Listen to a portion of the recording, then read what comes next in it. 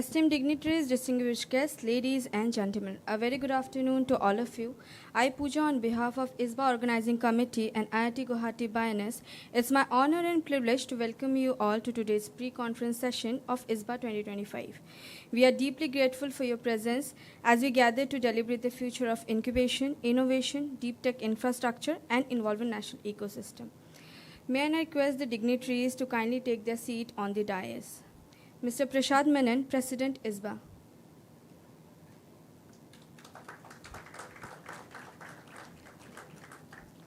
Shri Rakesh Kumar Thakur, ACS, Administrator, Guwahati Biotech Park. Dr. Colonel Ashok Puranik, Executive Director, AIIMS Guwahati. We respectfully welcome you, sir. We shall now proceed to the formal felicitation of our esteemed dignitaries. May I request convener of Isbacon, Dr. Swapnil Sinha, CEO BINS, to felicitate Shri Rakesh Kumar.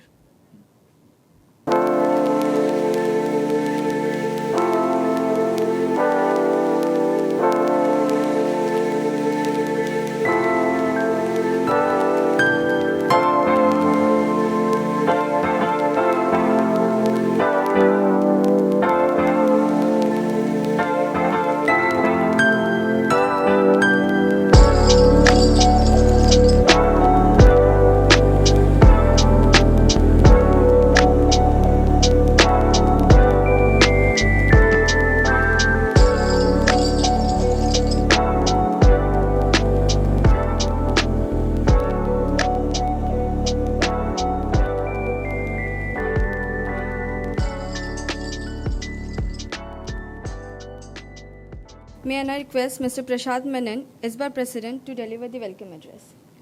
Good afternoon, one and all, respected dignitaries on the dais, and all my friends and colleagues from the incubator community. And today, as you can see, I don't have to prepare because I'm talking to all of you because I'm on both sides. Besides being the president of the association, I also run an incubator. So I also understand what the enablers, so the theme for this time, we have put it as enablers, right? Because everybody talks about startups, but not enough has been talked about the enablers. So welcome all enablers of the ecosystem. This is also today the Masterclass series, right? We call it Masterclass, and the reason being that we all have the urge to move on towards excellence. Some of you have incubators which are few months into the, just started your TBI or your ITBI or your AIC or ACIC this year in 2025. And there are some who have started, who are going to celebrate their 20th year. And I was just told that there are some who's more than 20 years. So we have an audience over here which spans from few months to few decades, which means that to do a masterclass is going to be a challenge. But I welcome all of you because the first step that we all take to learning is to at least attending, to at least, we all know, even though we have been there for 10 years or 20 years in the ecosystem, learning never stops. So today it's all about that. Today, the Masterclass series, that's why we call it pre-conference, because, we all are used to the conference and formal agendas, but this pre-conference is specifically focused on learning, sharing with each other, contributing to everybody's, to the collective learning of everyone. Just a quick word, I want to, specifically mention HDFC Bank Parivartan. Now, we have been talking about many of the corporates, many of the industry, how are they helping the enablers? And in my experience, my personal experience and the experience after taking the ISBA position as well, what I have seen is there is a lot of talk about it, a lot of chatter about it, a lot of media attention about it, but very few walk the talk. And we are very glad and thankful to HDFC Bank for actually walking the talk and joining us in this journey of helping the enablers in their learning, understanding, sharing, and contributing. So thank you very much, HDFC. I'm not sure whether Niranjan is here, but a big round of applause to HDFC Bank for this. because it is not just about how whether they are supporting us with with capital or with knowledge or with access. It is also about intent, and I think the intent that they showed was really very good. So I'm very pleased, to be honest, about it. And we need a lot more of those. And I would like to also thank, I'm not giving a vote of thanks, but I was very amazed. This is my first time in Guwahati. So I think you all should, everyone else welcomed me. I shouldn't be welcoming. So I'm also part of the visitors. So I was asking someone that when was the last time you did something for the first time, right? So I've come to Guwahati. This is the first time I've been here. I'm looking forward to interesting 3 days. Thank you very much, and looking forward to all the wonderful exchanges, the learnings, the debates, the arguments, the questions, everything that we're going to have for today. And tomorrow is another day. Thank you very much. Thank you very much, sir, for your words. Guwahati Biotech Park is a strategic ecosystem partner for entire Northeast innovation building. ISBA is delighted to host the pre-conference session this year at GBP. So to commence the proceeding, I invite Shri Rakesh Kumar Thakur, ACS Administrator, to deliver his address. Respected Dr. Ashok Puranik Sir, Director AIMS, Mr. Prasad Menon, President ISBA. Good afternoon and warm greetings to everyone present here. On behalf of Guwahati Biotech Park, it is my privilege to extend a very warm welcome to all distinguished delegates, speakers, innovators, researchers, industries, representatives, members of the startup and incubation community attending this pre-conference event of Isbacon 2025. We are honored to host this important gathering at the Guwahati Biotech Park. I would like to especially welcome the representatives of IIT Guwahati BioNest and the Indian STEP and Business Incubator Association for choosing GBP as the venue for today's proceedings. Your presence adds immense value to our ecosystems, and we are grateful for these collaborations. Isbacon has grown into one of India's most influential platforms for incubation leaders, policymakers, investors, and entrepreneurs. Each year, it brings together some of the finest minds working to strengthen the innovation, startup culture, and incubation capacity in the country. Having the pre-conference event here today is a strong recognition of the growing role of Assam and the Northeast in the national innovation landscape. Guwahati Biotech Park, as many of you know, was envisioned to serve as a bridge between scientific research and applications. Our goal is to provide a nurturing environment for technology development, bio-based enterprises, and startups that can create a meaningful socio-economic impact. Hosting this event aligns perfectly with our missions of facilitating knowledge sharing, networking, and collaborations among key stakeholders. I believe that today's sessions will offer rich insights into best practices, emerging opportunities, and future directions for incubations and entrepreneurships. More importantly, it will help our scientists, startups, and young innovators engage with experts from across India, expand their horizons, and explore partnerships that can take their ideas to the next level. Okay, I would once again like to thank the organizer, Dr. Swapnil Sinha and Dr. Bula Chaudhary, for coordinating this event so efficiently and for giving Guwahati Biotech Park the opportunity to host you all today. We are truly delighted to have you here, and we assure you of our full support for the success of this program.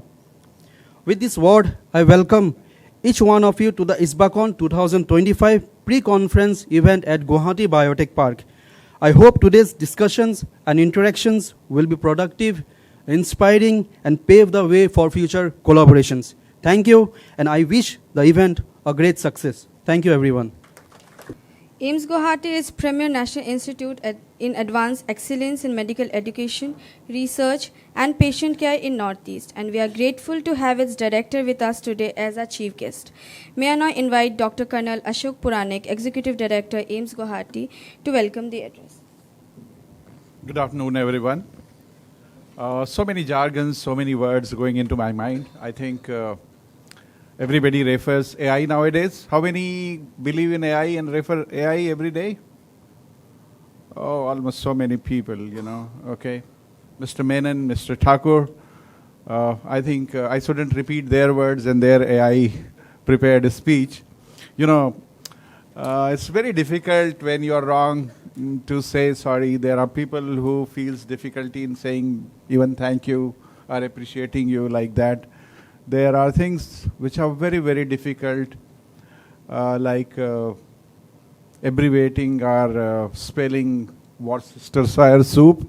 I'm having difficulty delivering my speech, but I tried to understand the dynamics of innovation, incubation, launching into the market, and I'm glad and I'm privileged to be addressing all of you who are young incubators and enablers from the government, from the corporate, from the HDFC bank. You all believe in AI, but I believe in my wife. She said talk less. I try to, some of the things. Other thing coming into my mind is that it's really very difficult to kind of pass on the knowledge to someone else. Am I right? And who does the best? Our teachers. Am I right? Our teachers. Similarly, who is the best to transfer the money? The businessman. Am I right? They can take out money from your pocket and they can sell their product. And who is good at both the things? And who is bad at both the things? Again, the bad is the husband and the good is the wife. Guys, we are in the technology era when things are changing very, very fast.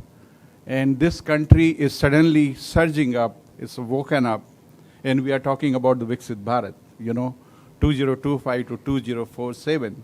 So we have to really, now we have come out from the slumber, and now we have to work towards it.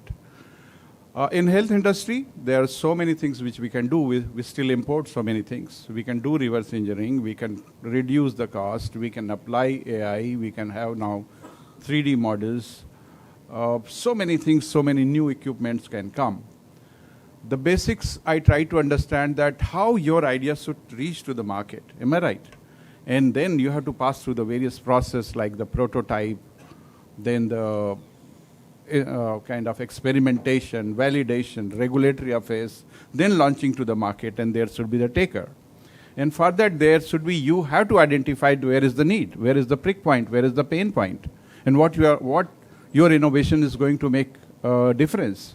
I'm also become recently a young innovator after learning so many years. I thought, let me invent something like that. It requires a real kind of a support. So this is the time that we should be supporting all our young entrepreneur and young minds who come with the innovative ideas. We should be ready to accept the loss. We should be ready to support them at any particular juncture of time. Their ideas shouldn't be just on the computer or the conference or some kind of gatherings like that. It should see its day. That will be the ultimately good thing to happen. And in all the aspects of industry, whether it is the health industry, road construction, biodiversity, the Ayurvedic preparation, the integrative medicine, engineering, so many aspects where new innovations can come, new ideas are there.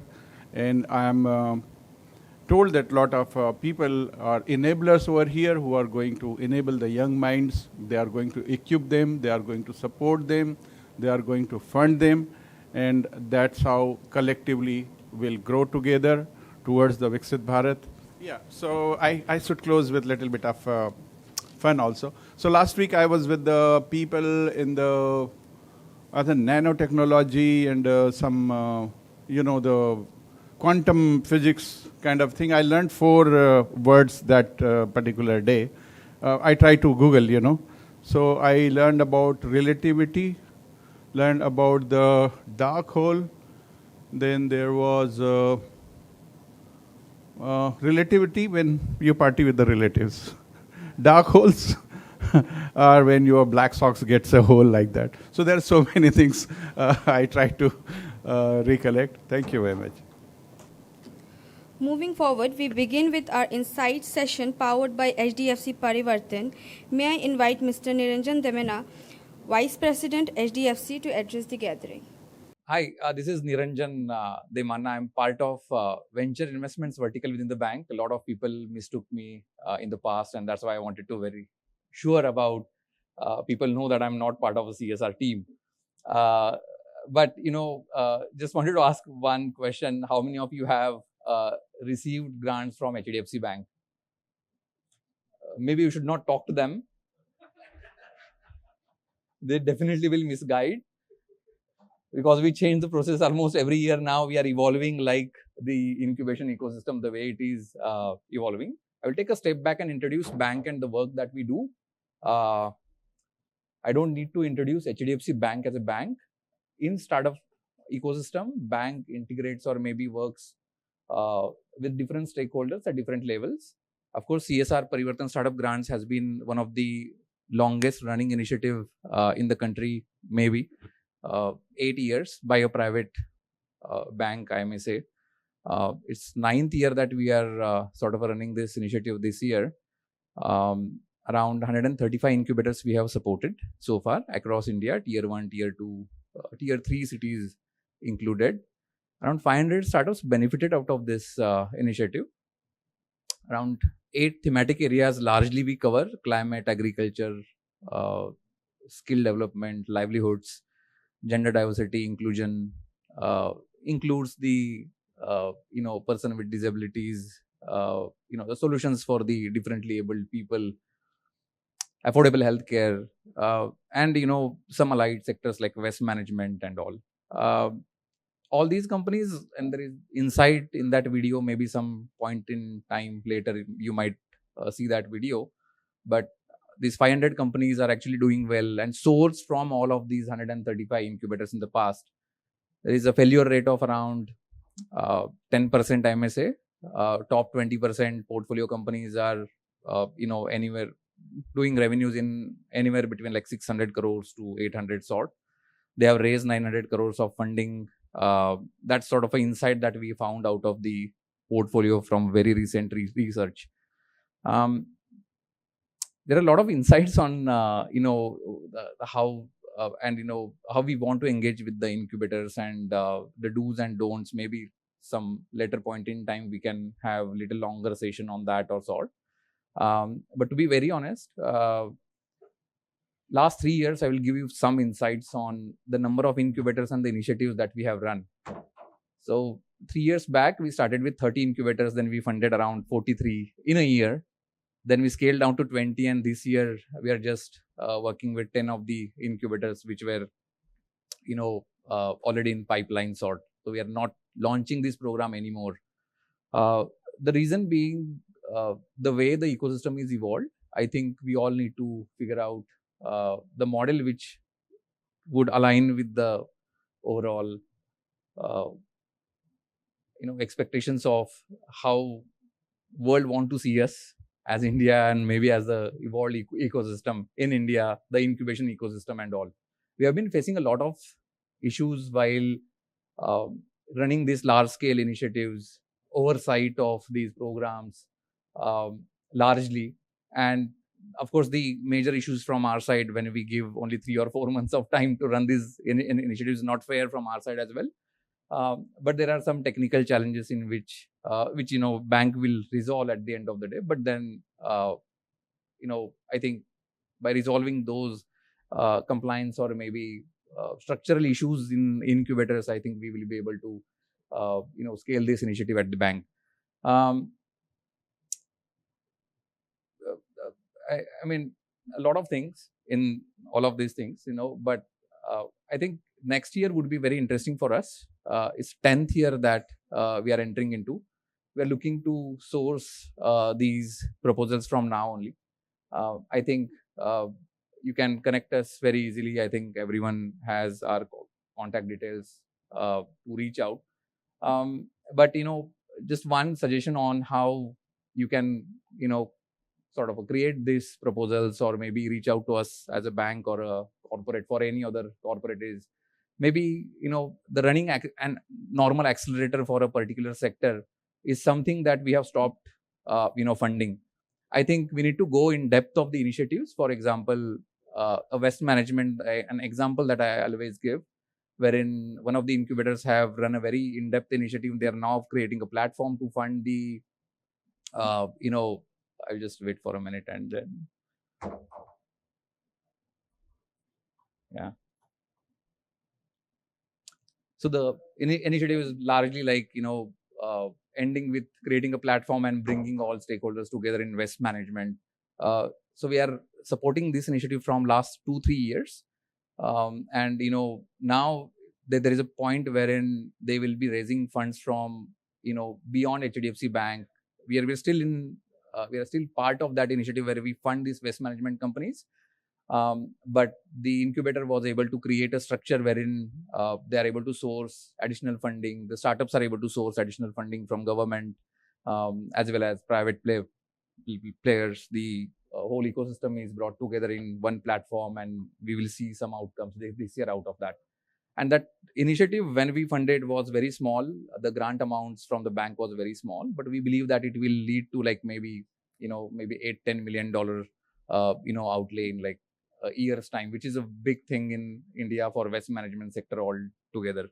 So running such initiatives in depth, work and maybe spread across a year would something that we would like to work on. There are more insights on what works, what not, documentation and all those things could be figured out, can be solved. But mostly we don't see such proposals, many of such proposals. Very few of the incubators are able to come back with such, opportunities. With this, I would like to thank ISBA.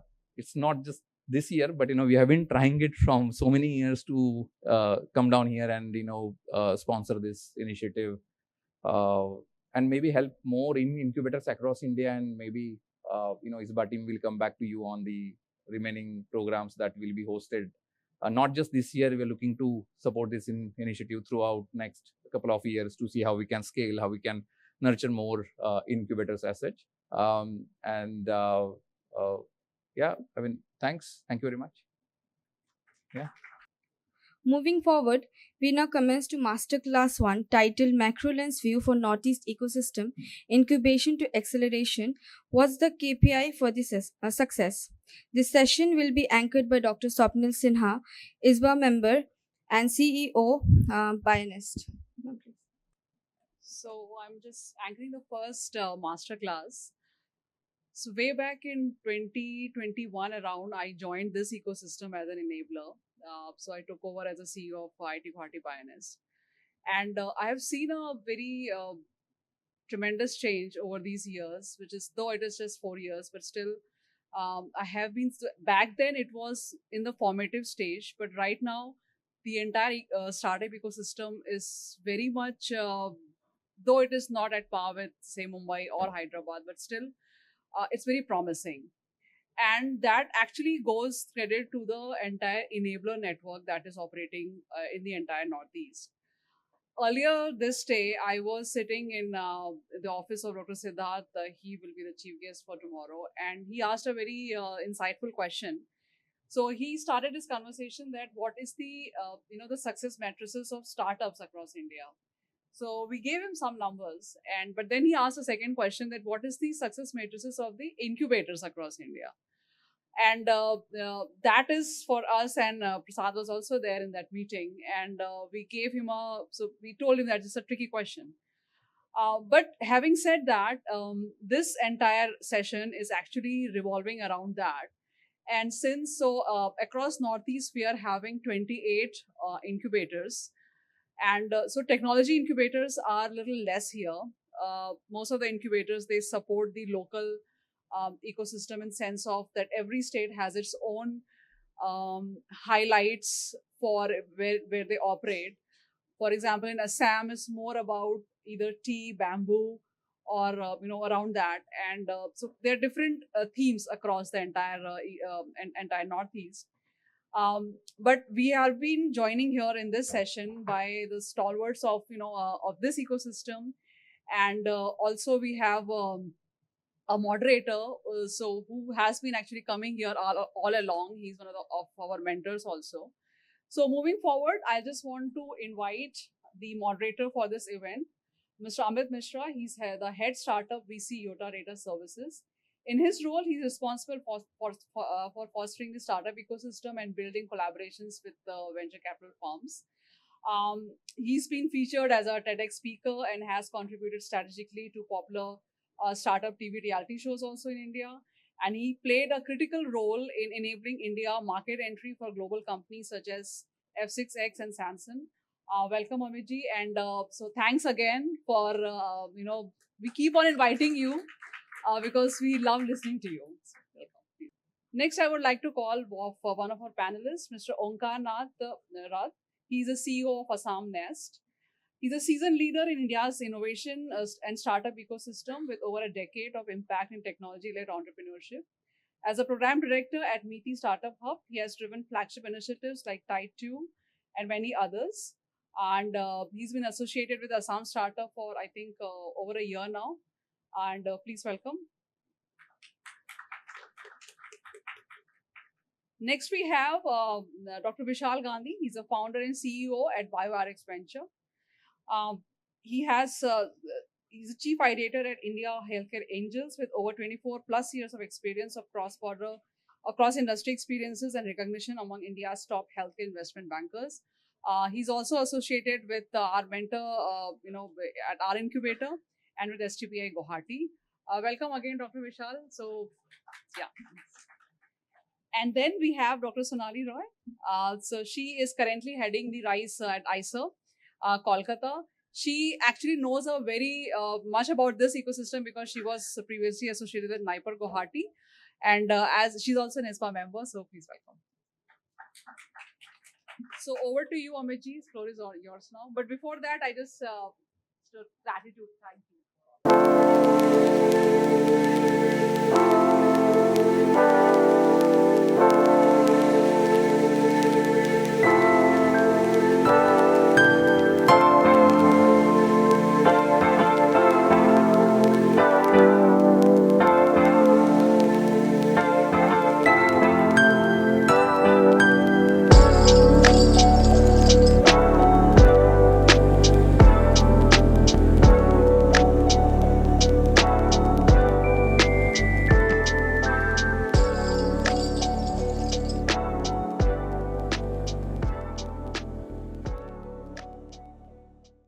So thanks, Swapnil. Thanks the ISBA team to invite all of us. This is my 10th year of coming to IIT Guwahati. I've been coming since my F6S days, and there are I can see a lot of friendly faces who I have worked with back in the day. And I have worked with the at least the Assam policy. I've not worked with the other policies. So when startup policy for Assam was being envisioned, I was actively participating in that. So probably the first question, would love to ask. So if you want to talk about your journey in the ecosystem, right, and the first thing which comes to your mind when we're talking about the KPI for success according to you, because all three of you from this ecosystem, right, and then probably I'll jump in. Very good afternoon, everyone. Esteemed ISPA members, stalwarts of the industry. I'm very premature to talk in front of people here, but thank you so much, ISPA, for this opportunity. Myself, Omkar Rath, I hail from Odisha. Started my journey as an instrumentation engineer at Vedanta. Then I worked for a company like National Instruments, that's an US-based MNC, before jumping into the startup ecosystem. I started again from the incubator, from KIT TBI, one of the good incubators, as I say. And then I worked for the SSIB policy of Government of Gujarat. Then I got an opportunity to work for Ministry of Electronics and IT Startup Hub, Meeti Startup Hub, for a period of around 3.5 years, where the journey transformed into a executor to policymakers. there we have curated two major schemes. That is, one is Tide. Of course, we are implementing that, but two major schemes were developed during my tenure, and I was actively involved in that. Is one is Samrit, the first such schemes where government itself started taking equity in startups. Earlier, BIRAC was doing the LEAP fund and all, but this was the first acceleration program where we tried to copy the Indian version of Y Combinator model. And that is first scheme. Second was Genesis. It was based for completely dedicatedly for the tier 2 and tier 3 cities in India. And we say it was fortunately inaugurated by Honorable Prime Minister in Gandhinagar. Then we started working back forth. The scheme was around designed for around 2,000-3,000 crores and come to 490 crore. But yeah, that happened. So there are multiple components in that scheme.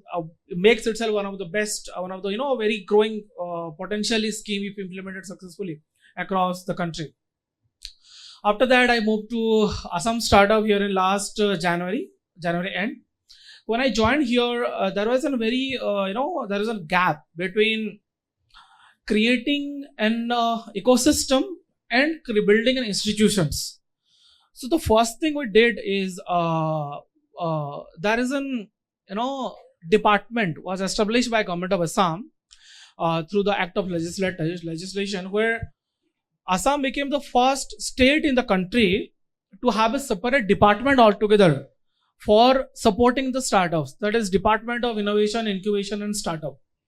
It is headed by Honorable Chief Minister and one of our dynamic secretary was supposed to join here, Dr. Jeevan, but he has been to outside abroad for some other engagement.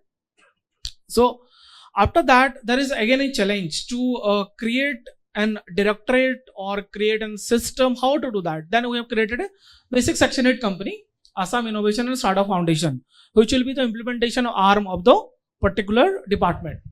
After that, there was a startup policy in force.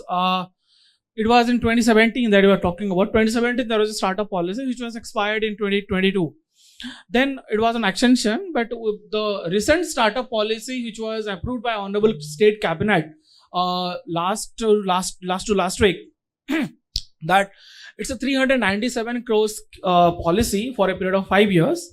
It has components starting from ideation to fund of fund level. Everything is there in that particular schemes, and we try to solve all across from the school college level to anyone working on scale up stage. I'll go into details on later part. So as you are mentioning about the challenges or role that like KPI for success, what do you think incubators should look at when KPI? So employment is obviously one. No, right? For me, sustainability should be the priority. First thing should be sustainability, because that DST as a central ministry were the pioneer in creating TBIs across India, then joined by MSME, then other ministries roll on. But one of the major challenge that incubators are facing, it might be their institutional support or the parent institute support, or it might be the central government support. There is no distinct or there is no planned activities that incubators are currently facing a lot of challenges because of that in the sustainability model. It might be any kind of holding some kind of equity in the startups. That is solution, but the major challenge is sustainability. Second thing is number of employment is good. Number of employment in terms of both. Number of employment in terms of an incubator as well as number of startup you are supporting, and that thus they are creating the number of employment across their spectrum. That is also one. Third thing is how much revenue that your incubator are generating and how much revenue that you are generating. The revenue in terms of it might be space, it might be some kind of mentorship sessions, it might be equity in the startups, it might be any kind of mentoring equity or something like that. Yeah. So we need to look on the perspective how we became successful, then only we'll ask the startup to become successful, because this is, and I always vouch for, even I've written a lot of posts on LinkedIn also to strengthen the enablers ecosystem, because I believe the enablers are, we people are the core of this economy. We wanted to take this economy, the startup economy that we call, into the next level, and to get supported. Everyone in this room is underpaid. That's what we believe. And that is the true. Because we are doing in service to the nations. It's not about, we are not fighting for it. We are fighting for it. We are fighting the daily challenges. We are fighting for grants. We are fighting for, funding. We are fighting for our manpower, resources, for everything. And the end objective is to support the startup and create the startup economy for the nation. That's what one of the major challenge we have. And being an incubator, retain good talent is also one of the key challenge. So creating a value system for them, how you can retain the good manpower so that can create an holistic ecosystem inside your campus, as well as it grows your outlook perspective as well. Well, I can see a lot of pain when you're discussing at least the last 5 points, right? Vishal, the reason I gave him a lot more time because we do that in our pitching exercises also. पहले startup को बहुत नहीं पहले startup को बहुत time मिलता है, फिर हमें पता चलता है कि टाइम जा रहा है, राइट? तो फिर हम बोलते हैं अगले वाले को, तो आपको सिर्फ मिलेगा to about you are doing. Then what do you think about the KPI for success for incubators? Sure. So guys, first of all, thank you very much for having me here. This Guwahati Biotech Park, just to set the context, is a very special place because I was kind of instrumental to conceptualize and work to set this up about 10 years back. And I think this was a visionary project. Good to come back here. Thanks, Bulla. And you've been very consistently working on the biotech ecosystem in, I would say Assam. And then, of course, trailblazers, Swapnil. I think Northeast doing biotech is like very, very exceptional. And I think you've been able to create some impact. I think it's laudable effort. And I thought I should at least make a reference because I am in touch with both of you and we've been doing a lot of work with portfolio companies. So it just really makes a lot of reference.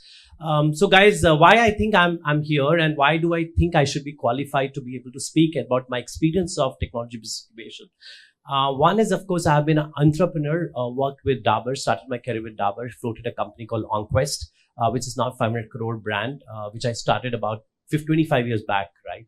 Then worked with Ranbaxy. At that time, Ranbaxy was one of the finest pharmaceutical company, created a platform called Genomics, which I think about 22 years ago, nobody could think about genomics, but we actually created the first genomic facility in the country. And then, of course, got into patenting because, somewhere I felt I'm not a good researcher as a biotech guy, but got into IP and started doing IP protection, became an attorney. But then I gave up that career and literally chose to do MBA in finance and strategy and got picked up by Yes Bank. So I always felt that, the healthcare is an industry, or a biotech is an industry, and the finance, there is always a gap, and it gap continues to be there. However much, today we talk about various consultations at a digital level or a physical level, I think there is an appreciation for both the sides to work together because it's a social goal. But I think the gap continues to exist, and how do we bridge that gap? And that's how, having worked with Yes Bank for 6 years, I led healthcare vertical for them, did practically every sector that you can think of within the healthcare, which is pharmaceutical, biotechnology, contract research. That time digital health did not exist, stem cell as a technology did not exist. But, for last 12 years as an entrepreneur, now 3 times entrepreneur, as now as an entrepreneur, I think we have looked at any and every theme under healthcare. And I'm proud to say that we have taken a stake in more than 40 healthcare companies, where between 0.25% to 2% as a venture building and, of course, investments to ensure that, these TRLs, right, TRL1 to TRL7 journey happens. And now coming to the point of KPI, and this topic is very, very close to me because I think Dr. Kumar is here, and I want to thank DST for actually having sponsored my PhD. So in 2012, when I resigned from Yes Bank, and I said there is no performance benchmarking for technology business incubator, and that's the time I wrote a proposal to NSTMIS, which is an extramural agency. It used to be there, but I don't know whether it's there or not. But I was very happy, to get selected by a small amount of 10 lakh, and they gave me a grant to do something called performance management. Measurement of TBIs in the country. And I realized that, TBIs, performance measurement, was very difficult because gathering a data in 2013 from TBIs was itself a challenge. And wherever we were able to get data, but I think the data just did not indicate anything on the indicator side, and then I thought, now many we're going to go for PhD. Why don't I take this topic? So one of the first PhDs in the area of incubation performance network. And, literally I would say, I had a good fortune to get guided by Professor Jain, who spent 30 years in entrepreneurship management from IIT Delhi DMS. And so we could come up with a conceptual framework, which was adopted by AIIM at that time, because Atal Innovation Mission started utilizing a framework to appraise the incubators. And so this topic is very, very close to me. Now, coming straight to the point where we think are the gaps, because I'm a tech guy myself. I know incubation is happening, acceleration is happening, new models of venture studio have come in. But what is the gap? I think the industry academia interactions are also there, but we are not looking at TBI as a local economic power engine. The strength that Assam carries today, right, is very different from what actually strength Delhi carries versus Hyderabad carries. Now, any starter which has probably started something in TRL 1 to TRL 5 in Hyderabad in the pharma side would typically have the ecosystem available to be able to deliver to TRL 7 and then show the impact and then show that there is import substitution, right? Which I think every place has to have its own way of looking at it. Like, for example, Assam, what I know of, they are very good with botanicals. Now, there is no reason for Assam to replicate the model what we see in Mumbai, right? IIT Mumbai ecosystem is so unique in itself that if tomorrow IIT Guwahati wants to replicate it, it's actually not a good idea to replicate, because you are technically not contributing to the local economy. The whole concept, when I was doing literature review of TBIs for my PhD, the whole economic contribution of TBIs was local economy, right? So how do we ensure that, we actually empower the local contributors, which could be not very high-tech guys. They could be probably just technologists. It could be a guy who's probably have a brilliant idea from ITI, but he knows how to scale the game, right? So there has to be a balance between industry, academia, and conversion. So the graduation of technologies from TRL 4 to TRL 8 is one of the keys which we have not been able to see, at least in the incubators that I work with. And I work closely with 70 plus incubators in the country.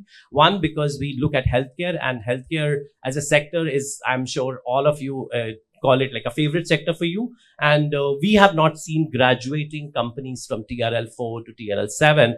And I think, to me, if that number is good, that it becomes KPI. And so that is one aspect. Second is that, how many tech transfers have been enabled by the TBIs? I personally felt that when we did hypothesis testing during my PhD, there were very few tech transfers, because the kind of, technologies which got incubated, they were literally incubated without a market validation. So, you have a wonderful product. Now a company which has probably produced a product, but now there is a market push. Now you have to go and sell hard, because that market never existed for the product. So again, I would say that what kind of import substitution we have been able to do. Now, a lot of incubators, and I'm sure with respect to everybody, we do stuff in medtech, right? 10 years back, we were importing 80% of the products. Today also, if you look at medtech, we are probably close to 70% imports. What kind of import substitution we have been able to do in the country is again another KPI, I would say, a very strong KPI, which actually government must look at, because government has all these numbers, and whether it's coming from the exports or Zoba, or there are many more channels through which it can come. Now, coming to even healthcare, biotech or pharma sector, our raw material is actually technically coming from China.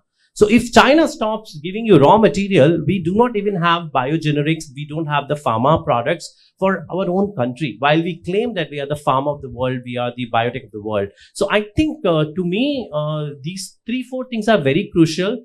The graduation policy, it has to be strictly enforced, because I have seen some startups sticking to that incubator for not less than 7 years. Now, if you can't perform for 3 years, you need to be out of the system, and I'm talking this as a banker between you and me, because I think if you cannot contribute in that ecosystem in 3 years, you need to give chance to others to say that, so the graduation policy enforcement is also one of the KPIs, right? I feel. So there are many more KPIs I can talk about, but I think in the interest of time, you've already given me extra time and you've not stopped me in between. But in the interest of the topic, it's so close to me. I wanted to share my insight with each one of you. Of course, I'm available for next 2 days. I'll be happy to have an audience with each one of you one-on-one.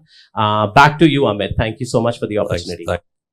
Thanks. I think it was insightful. I think we need definitely a tech for this also. So Sonali, you have been active in this ecosystem, right? More than at least both of us. We are more fly in and fly out, right? Vishal, I can talk about Vishal and us. We fly in, fly out. The answer ecosystem experience, and you interact with the ecosystem outside Northeast also, right? So if you can get some insight. In 1919, BIRAC funded 3 incubators, first time in the Northeast. And I believe that is the first funding before Atal Innovation Mission or TBI or anything in the Northeast. So among these 3, one of them is in Guwahati, and I was heading that Guwahati Bionas Center from the very beginning. So it is the year 1999. So I spent 3 years over here, and now I moved to ISER Kolkata, which is also, it's in a very nascent stage.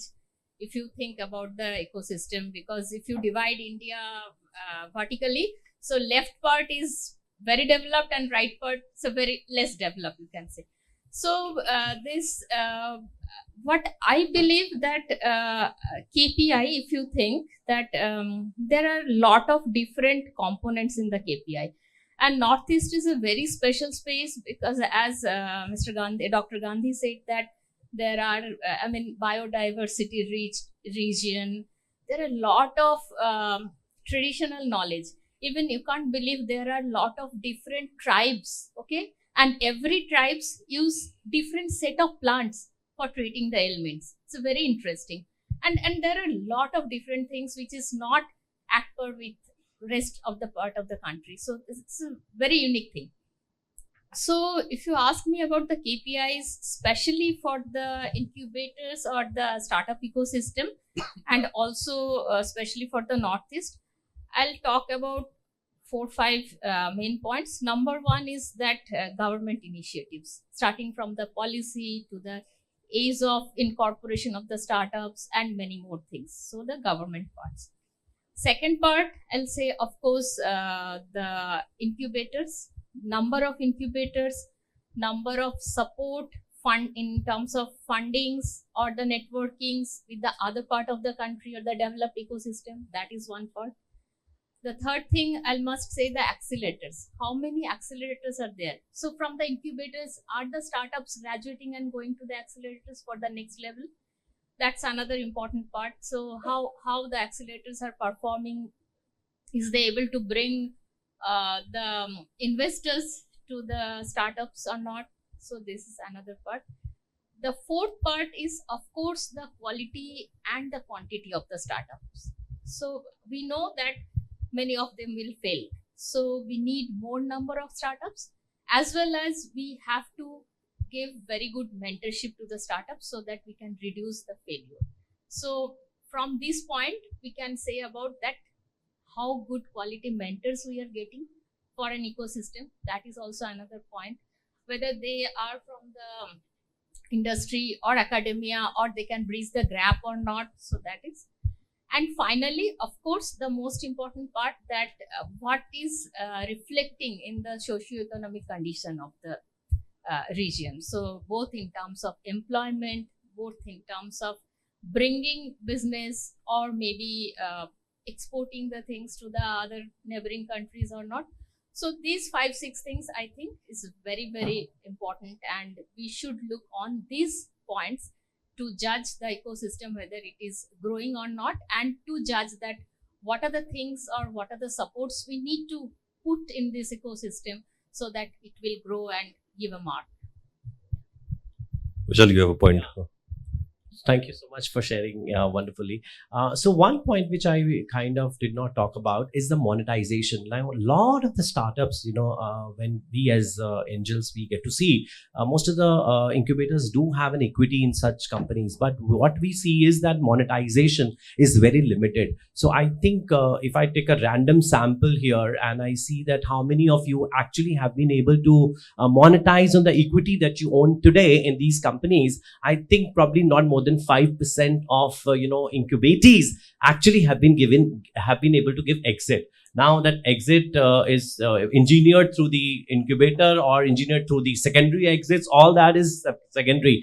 But what I'm saying is that's another very important KPI, because that somebody said it was sustainability. I think Mr. Rath talked about it. How do you generate sustainability? Right? Sustainability will come from the monetization, and the startups which are actually able to generate revenue because they've graduated.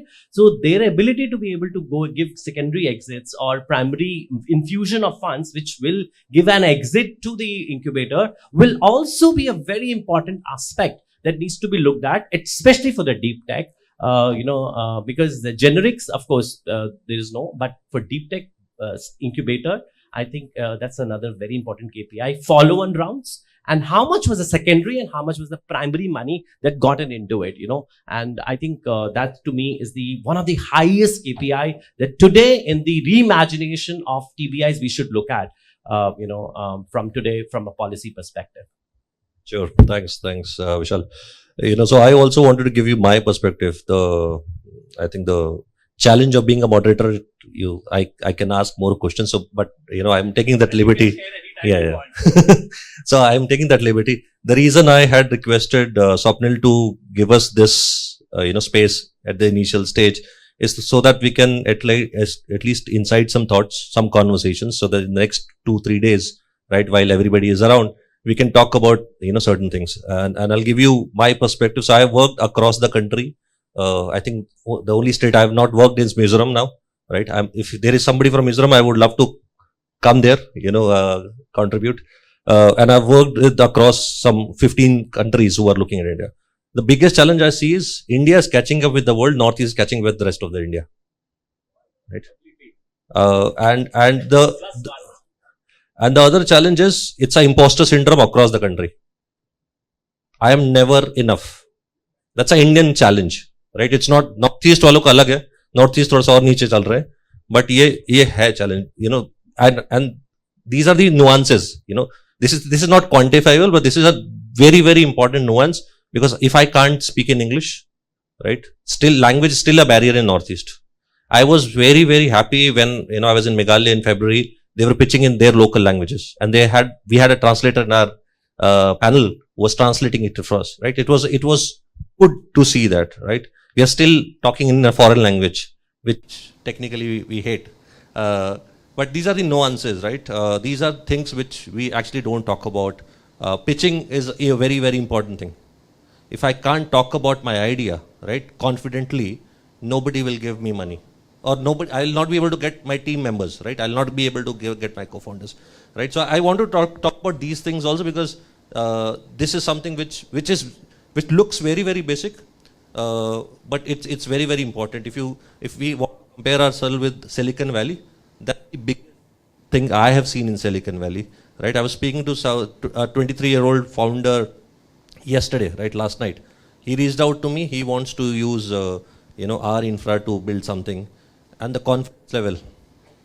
I think the confidence level was equivalent to Elon Musk, if not more, because of the fact that they don't have a. And I think as ecosystem enablers, we should be one which say, just play. It's a wide field, just go and play that, right? So taking cue from that point, I would love to also understand from three of you, right? What do you think from a white space point of view, right? Where Northeast can do wonders and go wild. Don't think सरकार ये बोलती है सरकार के हिसाब से करना है. What do you think, right? I want raw, honest answers which you think you have seen where we probably as an ecosystem can support these startups. Onkar. Yeah. So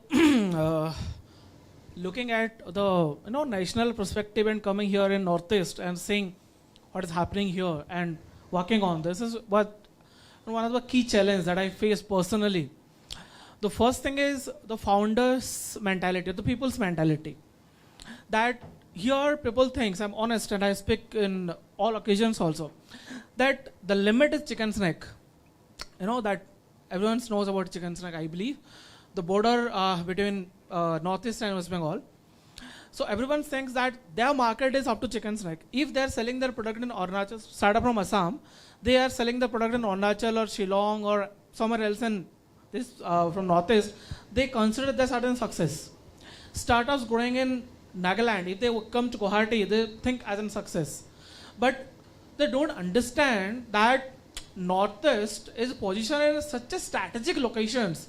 Assam is positioned in such a strategic location that Mumbai, Singapore, Bangkok, as well as Delhi are situated in same flight distance from Guwahati. We're positioned such a strategically, we can explore not only to the Indian market ecosystem, we can Southeast ecosystem is also very close to us. And when I talk to startups, the major challenge they face is the language barriers. They don't know how to pitch, when to pitch, and not confidence, but they have developed overconfidence. That is one of the major challenges. I'm speaking frankly. They are confident, but they are much more overconfident. I have seen startups here who are doing a business of around 1 lakh per month, and they're saying our revenue is around 1500 crore. They have not accessed it. There is no mechanism to let them know where you are. That is lack of awareness. Lack of people who are qualified to talk to them. There no one who stand behind them and say, you go, I'm standing and looking at you. Giving them right kind of advice. And that is where our, the recent startup policy and what we worked in last 7-8 months is our target is to, enlighten them first. Let them know where they are standing and what they need, the basics.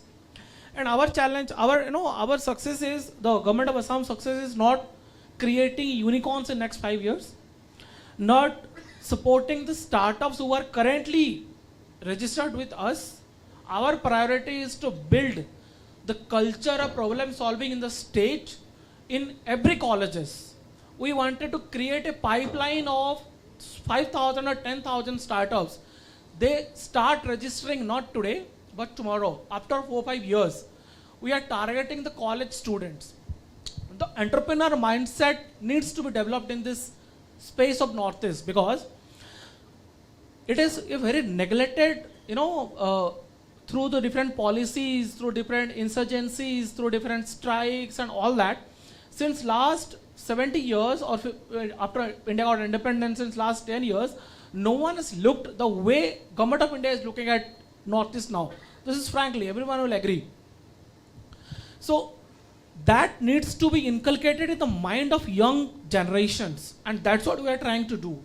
We are trying to reach out to every colleges, support them with creating entrepreneur development cell, EDCs, E-cells are in IITs. We're trying to develop that E-cells in all the colleges in Assam and provide them with some kind of funding so that any ideas that they're discussing at college level or solving the problem of their locality, of their own, because Northeast is very vast, Assam is very vast. Assam has 5 regions, and 5 regions altogether have the unique cultural blend. Not only lifestyles, but their languages, their business model, their mindset, everything is different. Let's talk about Northeast. There are more than, I think, 50-60 regions we will found where people are living separately with separate agenda, separate lifestyle, separate languages.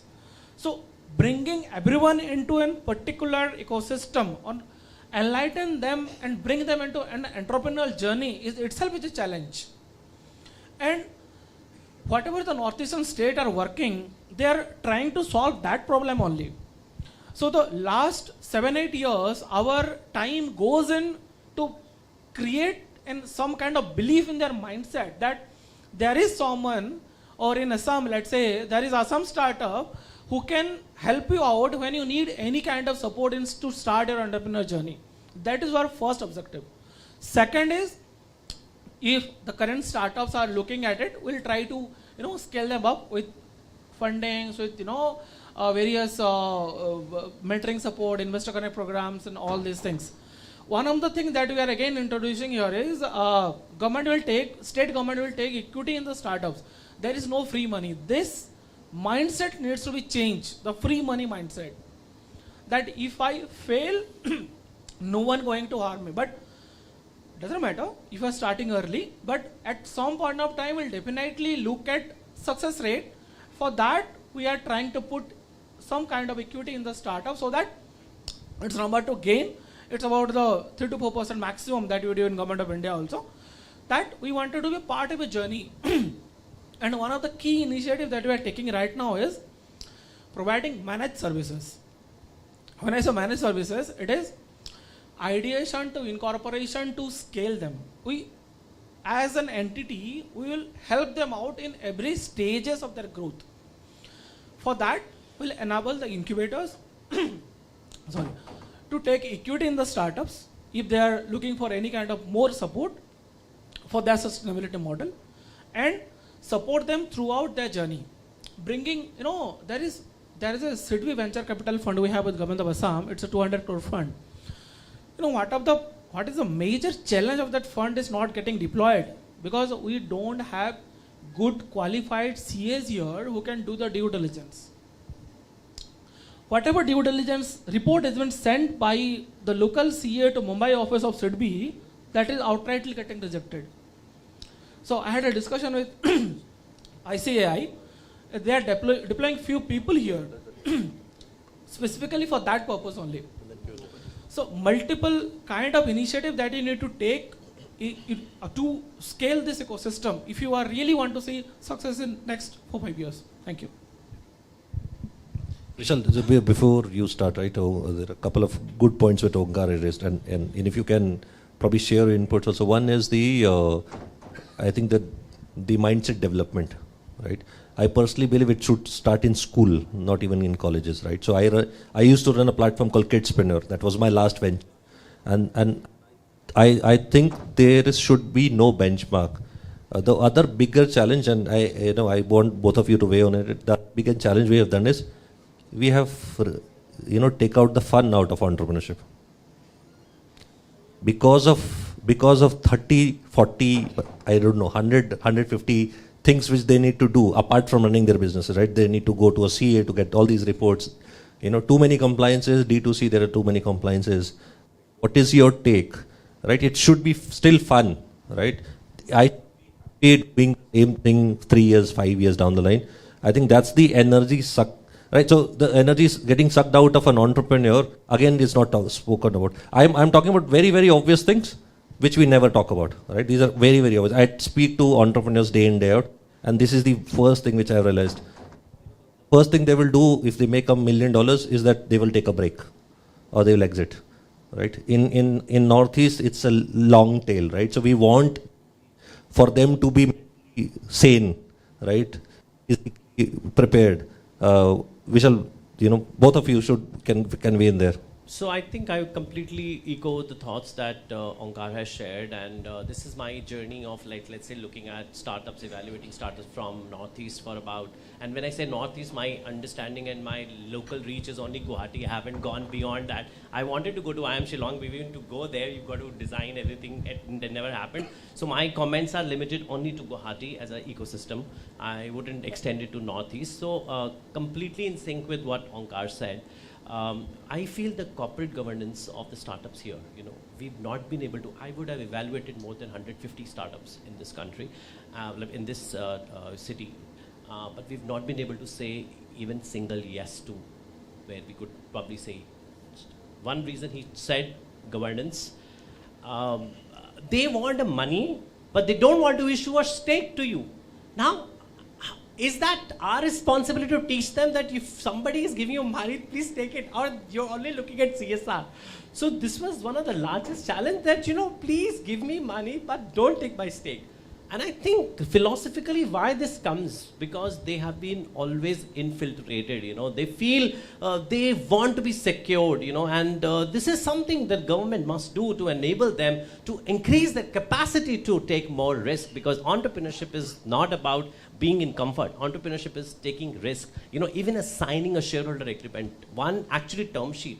To get to the term sheet, and the guy said, boss, I'm not going to sign this term sheet unless I have my 3 mentors concurring to it, and the 3 mentors will meet after a month. Who has a time, It's not something that you're chasing, right? And the Northeast has its own charm of doing it, and I think that is where I'm coming to a point that there has to be a hyper-localization of the strength that you carry. And I again will say that traditional medicine, botanicals, these are the strength. Even the flowers, like Swapnil, this must be like 10th of the flower bouquet that I got from her. But this, how many people know in Delhi this? And it's there in my office for a year now, and it is as fresh as possible. But isn't it an economic business model to strengthen the local economy?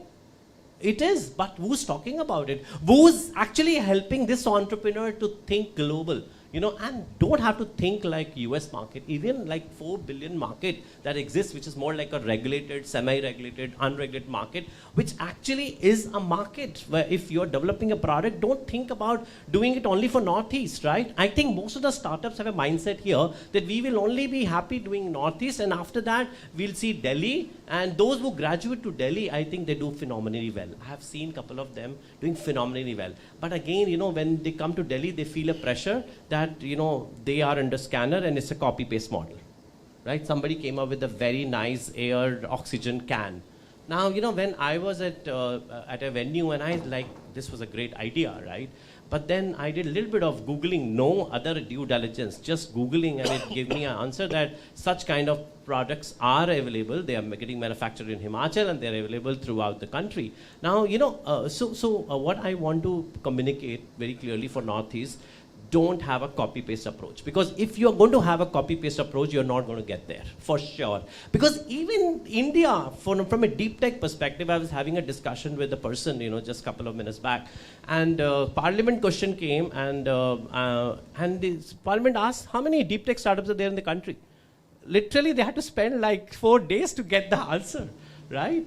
And come up with the 4 names. Now, if India in general could not do it, Northeast needs to look at their own strength. And governance improvement, entrepreneurship, education, I think is very, very important. Because you may have an IIM Shillong, right? Now, how many people from Northeast are going to IIM Shillong? I don't know whether there's a reservation or not, but I think we need much more management capabilities to be introduced to the technologists here so that they can think from a management perspective. Because if they think only from a production perspective and then don't think from a management perspective, they'll not be able to scale. And then the contribution to the GDP within the country, right, or within the ecosystem or within the Northeast will not happen. So I think these are some of these policy changes that are very, very crucial. And that will not happen because we are discussing. It will happen when we empower and identify hundreds of these startups who have actually something unique in their business model. May not be high tech, not everything is patented, not everything is TRL 1 to TRL 9. It could be as simple as I said, flower, right? But this is a very important, a tool they have, and nobody can actually copy. I would call it trade secret. Now, trade secret is great IP, and I have seen even technologists today telling me, sir, we don't want to go for a patent. Why the hell we should go for a patent? Why should I disclose my recipe? We would rather keep it a trade secret. So this is one of the trade secret. This is one of the geographical indicator that this country, I would say Northeast has. They need to be nurtured to deep dive and really give all the support to make like a #1 in that category in the world. And I think that is what is required. If you say that we're going to be producing biotech companies out of, to me, it's going to be a challenge. It's not that easy, right? But playing on the strengths that you have, which nobody else has, I think there is a clear moat that you have, and you need to play on that moat, and you will get there where you should be. Sonali, your take. Yeah. So as you were talking about to start this mindset from the school, I must say it should start from the mindset of the parents. Okay. because historically this place they are not entrepreneur, and there are many reasons behind it if we see the history. And there is a proverb that mother is praying to the God that my children should get milk and rice throughout the life. So that's the mindset here. So even if any kid want to go for entrepreneurship, the first barrier comes from the parents. Okay, so I think this is very, very important to change the mindset of the parents also, not only the kids, okay, to go for the entrepreneurship. This is one. And another important thing, what I say that, so most of the incubators here, mostly attached with the academic institution, okay? And we are getting lot of innovators from the academia. But we know that this is not a cup of tea of a pure academician, and it cannot be go to market. Of course, exceptions are there. So we need the co-founders who can take part of the other part, not only the development. And only then I feel that startups can get the challenge to go to the market, because in my experience, I've seen lot of startups, they are just developing year after year. No, we want to make it better. We want to make it better, still better. But at a point of time, you have to go to the market. And of course, you can develop. You can come up with the second version. You can come up with the better version. Okay, but you have to go to the market. You cannot be a grant-seeking company years after years and developing your technology. You can transfer the technology, or you can have a co-founder who can take care of the business part, who can take care of the other compliance part. But you should go to market. You should not stay in the lab or in the incubators year after year and just working on this to develop your technology more and more. Okay? So otherwise, some other player will come and just they will grab the market, and you will be in the lab only. So these two things, I think, very important.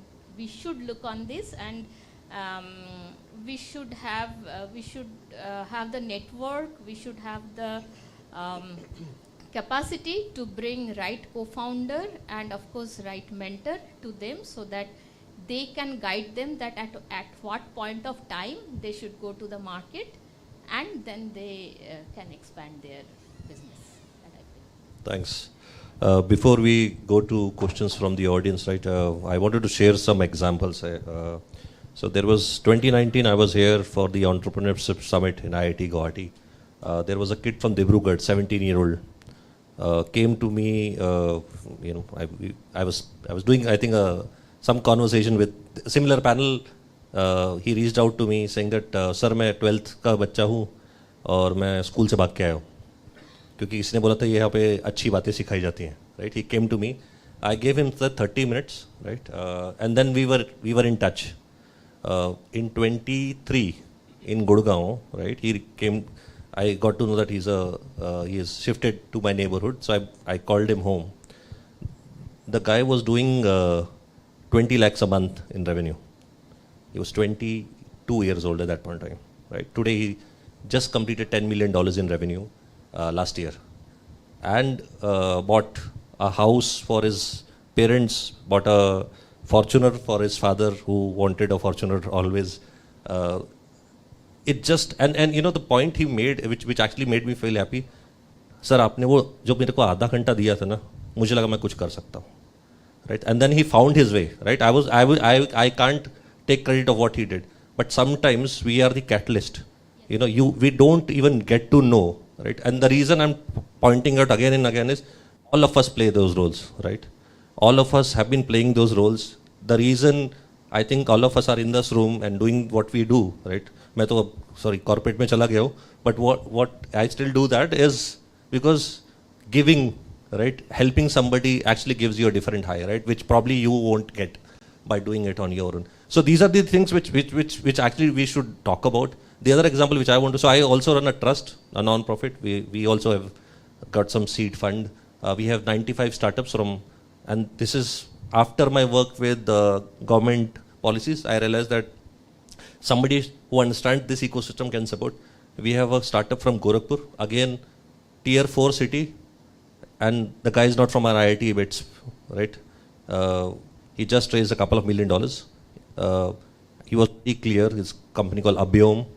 He's building rocket parts, recyclable rocket parts. That was his vision, right? Again, I think we have been talking to him since 2019, right? He has got a space in Bits Pilani. Hustle, right? और ये fun बहुत important है. मैं बता रहा हूँ. तो आपने जो बोला ना एंटरप्रेन्योरशिप, मैं तो बोल रहा हूँ पेरेंट्स को भी अलाउ साथ में लाओ. Exactly. Right? Parents को भी engage करो and make it fun. It should be education. It should be so get them. So I'll give you the third example and we'll open it. When I was doing Kidspreneur, right? I was sitting in Gurgaon. We used to do these exercises. You know that you solve your own problems. We will help you, right? So design thinking se leke sab kuch. There were a kid who is 60 kilometers away from me, and the biggest problem student I was never mentally I was not able to accept was child marriage. Child marriage in a village near Greater Noida, 60 kilometers from where I'm sitting. Okay. और वो wait करते थे Sunday का जिस दिन हमारी classes होती थी, क्योंकि उनके पास उसी टाइम पे फ़ोन आता था, क्योंकि सिर्फ पापा के पास फ़ोन था जो घर के बाहर है, right? These are the kind of challenges which I am sure हर people are facing there. These are the kind of things which I am proud of. I have contributed whatever, right? And we should be proud of what all we are doing. But I think we need to also imbibe and engage the larger ecosystem. All those entrepreneurs should actually, probably adopt a college kid or school kid. Sikho or sikhao. I think that could be something which I think will be very, very interesting. Right. So with that note, I would love more questions from the audience if you have, or if you have some examples you want to share. So meanwhile, I just want to say one more thing, that what we enablers can make them understand that all that startups, it will not be an unicorn. But they can be an MSMEs and SMEs, a good MSME and SME. That also we need to show the path. That also I feel that's very important. Absolutely. I think it's the mindset, right? It's just about the mindset. Meghalaya में लोग 2 लाख बना के खुश हो जाते थे, right? अब मैं उनको बोलूँ नहीं यूनिकॉर्न बनना है, वो खुश है तो खुश रहने दो. Why do you want to push that person, right? घर के पास है, माँ बाप के साथ रह रहा है, अपने घर में रह रहा है, घर का अच्छा खाना कर रहा है, बैंगलोर आएगा ट्रैफिक में फंसेगा, दिल्ली आएगा ट्रैफिक में फंसेगा.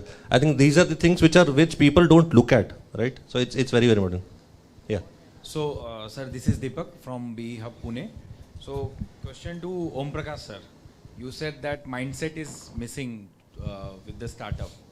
So is there a thing happening like we are running many initiative by government, by private? So somewhere it's going extra pampering ज़्यादा हो रही है कि startup करो and nobody is asking tough questions. Said.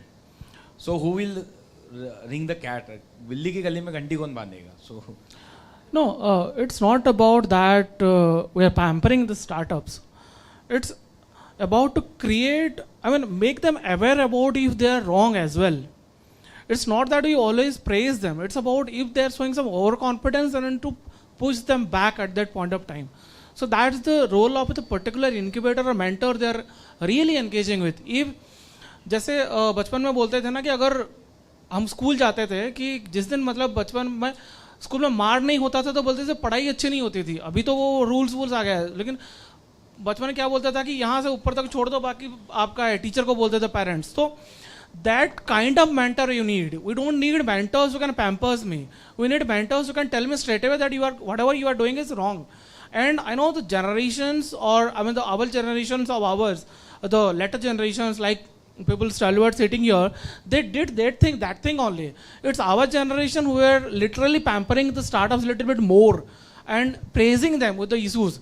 People like ma'am or sir who have sitting in here, they have run the incubation ecosystem for last 20 years. They must have said that kind of right thing at that point of time, so that there are multiple people who have succeeded from the incubation ecosystem. It might not be unicorns. The numbers might be less, but people have succeeded because of their strict or real mentorship. It's not about that if someone is giving me equity, we should not pamper them. If they're going next, even I try to, personally speaking, I've mentored around 50-60 startups on a regular basis, and some are very close. When I say they are diverting their routes, even people don't want to talk to me next time, but when I said that, and they've realized it in a later part of time. So even I need to just be want to strict. add one more point. You know, I am working in this ecosystem. आपसे ज़्यादा काम किया मैंने यहाँ पे. तो जो आप pampering की बात बोल रहे हैं, it's actually true. So you know what I've realized in this ecosystem, which we need actually to change the mindset is that कि यहाँ पे बहुत सारे स्टार्टअप्स का ये एक है कि यार नौकरी कहीं नहीं मिल रही है तो चलो गवर्नमेंट पैसा दे रही है ये वाला भी काम स्टार्ट करते हैं. This mindset is I don't know about the other states because yeah, so what they need, they take it as a 9 to 5 job कि अगर मुझे नौकरी तो you know what I do. So generally when especially I do that with the students. So IT के students जब मेरे office में आते हैं, so they say कि you know मैंने Binance के बारे में सुना है and you know I just I have an idea. So the first question I ask them is that कि तुम अपनी लाइफ को 5 साल में next 5 years में कैसे visualize कर रहे हो? तो he gets off guard कि ये क्या सवाल है? So I tell him why I ask this question कि if you are looking and you are sitting in my office that you want to just तुमने PhD अभी खत्म की है, BTech खत्म किया है and you are looking for a you know some engagement, then just get out of my office. If you have a vision that you want to be an entrepreneur and you want to see your product in a market in next 5 years, then you are in a right office. So this mindset as an enabler, we really need to change, at least from this ecosystem. Vishal sir, and to ma'am you also. So generally so Amit sir, you can also contribute. So generally once we start mentoring the startup, right? So we directly get into the product or directly get into technology or market, right? The basic of what you say is a finance, धंधा कैसे बनाते हैं, वो miss हो जाता है, right? So how, it's like all about cash flow, right? So if you see at the end of the, या तो startup पैसा बनाएगा, IPO करेगा, it's the end of the story, या तो वो profit में आएगा, right? So startup में should we include that basic finance sense in the founders, apart from the product and technology? देखो वो आउटकम है जो आप बात कर रहे हो ना, that is outcome. I am talking about finance knowledge, exactly शुरू से देना है. So entrepreneur is running a private limited company. I am assuming that's the minimum that governance that needs to be there, right? Because there are times where entrepreneurs do get money from the government and government schemes. Even they are LLPs, even there are even an individual also gets it. But I think if this is an entrepreneur, he should at least have a minimum governance as private limited company. Then only you should respect that person. Otherwise, he's just there. So we were doing a diligence for a company from Bhopal recently, and they got a funding from one of the good incubators in the country. And we did an exhaustive diligence, and I got to know that the person is director in 7 companies. And private limited company only 1, rest all is LLPs or this, that. And it was shocking. It was shocking. You know why he came to us? Because he felt that he got money from one of the IIT's good incubators, and now because that checkbox is there, he can come and take money from our angel network. The first thing we do, what we call, and I would like to answer that straight away, is called commercial due diligence. Now, to be respectful to all the CEOs here, I think most of us are very technocrats. And in my own avatar, even I would have been a technocrat. I was fortunate that, I also got exposure as a banker at Yes Bank where I led this, and I could really relate to a lot of things which are very important. So the seed of the success of the idea is generated on day 1, not on the day 10th. The day 1 is very important. And when you look at day 1, what do you look at? How do you validate the idea? Now, most of us do not have energy to validate the idea, and we don't land up validating the idea. We just listen to the entrepreneur, and in our own optimism, we really want to support the entrepreneur because entrepreneur saying, "Sir, मुझे ये lab में ये infrastructure चाहिए, और अगर मेरे पास ये infrastructure आ गया, तो I am going to turn this company into unicorn." And to be fair, this is how we are all doing enabling, right? We are aligned to the entrepreneur, but then entrepreneur को वो दूसरा angle दिखाने के लिए, which is very, very crucial, and this is where I think each of the incubator team has to step up, which is around financial due diligence, commercial due diligence, and which is very crucial. Otherwise, आप ना तो अपना पैसा बना रहे हैं, ना आप investor का पैसा बना रहे हैं, and ultimately what are you doing? Nothing. Nothing is going to happen, and number of startups that are getting born every day, there are far more numbers which are getting shut every day.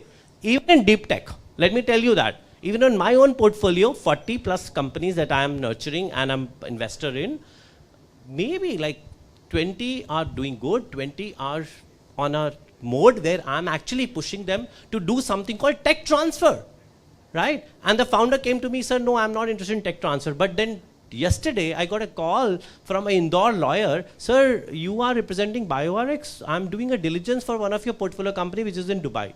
Now, you know, the thing is that the DNA of a success of a startup, whether it's a deep tech, we get very confused कि, you know, हम consumer tech कर रहे हैं तो deep tech बहुत अलग है. लेकिन the science of doing business and science of attracting investment, the fundamentally it is from return on investment. Right? And if you're not able to show that path and if your diligence does not reflect, you are anyway not going to get a check from investor. Maybe there are times where angels do give money, but you're not going to get the next round. If you're not going to get next round, your own equity is never built up. And if your equity is not built up, investor may exit, he may make money 5x, 7x, but what have you made as an entrepreneur? So I think each one of us have to build a capacity to do commercial due diligence, and we only think commercial due diligence is patent. Sorry, there are 100 ways to get patent now, and as an attorney 20 years back, I think getting a patent was not that easy. But today, you know, everybody has a checkbox. A startup which was born yesterday, he has a patent in his individual name and as an inventor. And then he says, sir, I'm going to transfer the patent into my company, you know, as soon as you give me money. So they've got all the answers right. But are they building the startup right? I think this needs to be questioned, not at their level because they don't know. You need to have your IC committee, you know, your own due diligence committee to ask these tough questions to the founder. He may not have the answer, but you must have those answers. You know, you should be able to give them a first customer. So I always evaluate. If I can't give you the first customer, you are out of my selection criteria. Simple. You may be fantastic startup, it's okay. But if I cannot add value, because capital is just one part of it, the real value creation does not happen only because, you know, there's a capital. Because startups do fail. Even after Series B, how many percentage of startup fail even after Series B? Is actually more than 30% fail. Which means they were able to raise capital, but they were not able to have their own equity value, which actually was worth their doing whatever they were doing. And investors took a bet, but investors also had to write it off because VCs, they think that, yaar, 2 mein hi paisa banega. Out of 10 में, तो उनके लिए वो model में fit करता है. But I think as a sort of a strategic angel network, it doesn't work for us. If Great. I am not winning in 80% of the companies, I am out of the game. Vishal, I believe you are talking a very true sense of an investor. I appreciate that. So what I take from this session, what I believe right now, the Northeast ecosystem requires some kind of a push. And there are a lot of incubators in this room. And now we have Startup Assam, which has come up. What I understand from Dr. Swapnil, there are 28 incubators in this region. How, as an incubator network, we can come together, bring them to a next level. That's something which we have to push here. That's the main purpose of this entire ecosystem building, right? And what we believe is that this is the main purpose. We brought this Isbacon here. And what I just went out and I was just checking how many registration we got for the pre-conference. I'm amazed to know there are around 170 people who has registered for the Masterclass. Right? That means the ecosystem has an eagerness to help each other. So now there are 28 incubators. There may be a plan of having another 28 or 50 odd or close to 100 incubators. Are they matured enough to take a bet or whatever you're talking right now? As a incubator, they have to build a mindset, how they have to take the journey to a next level. So as a startup Assam, what is the initiative which the government is bringing to bring that kind of a mindset within the incubators? And what is the plan? ISBA is always going to be there to help the ecosystem. What I believe, so this is, I'm a very blunt person. Let me give you blunt answers also now. So I have seen the ecosystem. I have visited Guwahati twice now. There is a very laid back approach. Everybody agrees to that point. How are you going to change the mindset? And as a government, you have to play a major role as a startup Assam. again, I am telling you, ISBA is ready to contribute. But having said that, whether government is ready to take the help of ISBA, that's what I want to ask. Government already did the first step. Prashad ji, I had a discussion with him, and the president of ISBA is the de facto president of ISBA is on our board now. So first step we have taken. No, prior to that, it was completely my decision to convince the government to bring ISBA on the board. It was before your visit as well. Okay, let me give you the reality check. So if you really ask me, ISBA is the first one to go and tell the Startup Assam, we want to play a role in this ecosystem. This is something which we want. We are very passionate about these things. As a vice president of ISBA, and we want to contribute to the ecosystem. We have done enough in the mainstream. How we can nurture the Northeast ecosystem. That is something which we want to do. And that's when Prasad stood up and he pushed himself, saying that, can we do something? Can we be in your committees where we can nurture this ecosystem? That's when the entire discussion started, just to give you the clarity check. When the structures and everything was formalized at around in the month of June, okay, when the company was getting approved and the board structure was formalized, there is a committee members that I wanted to put from incubators, incubation ecosystem. From that time, ISBA was there on our mind that will invite ISBA to be a part of this, because no other permanent incubators can be one of sitting in our board, because ISBA comes with a lot of perspectives, right? Lot of experience, and people who become the president are established in the ecosystem as well. As I know earlier, it was headed by Sureshji, now Prasadji. So from that time it was there. When we met Prasadji at Gandhinagar, we outrightly agreed to that point. That's a separate thing. But one of the thing is that currently there are 27 incubators as you are in Assam only, and multiples are coming, around 20 25s are coming. We are planning, that is mentioned in our policy as well, that we wanted to support the incubators for, let's say, 3 years, a timeline.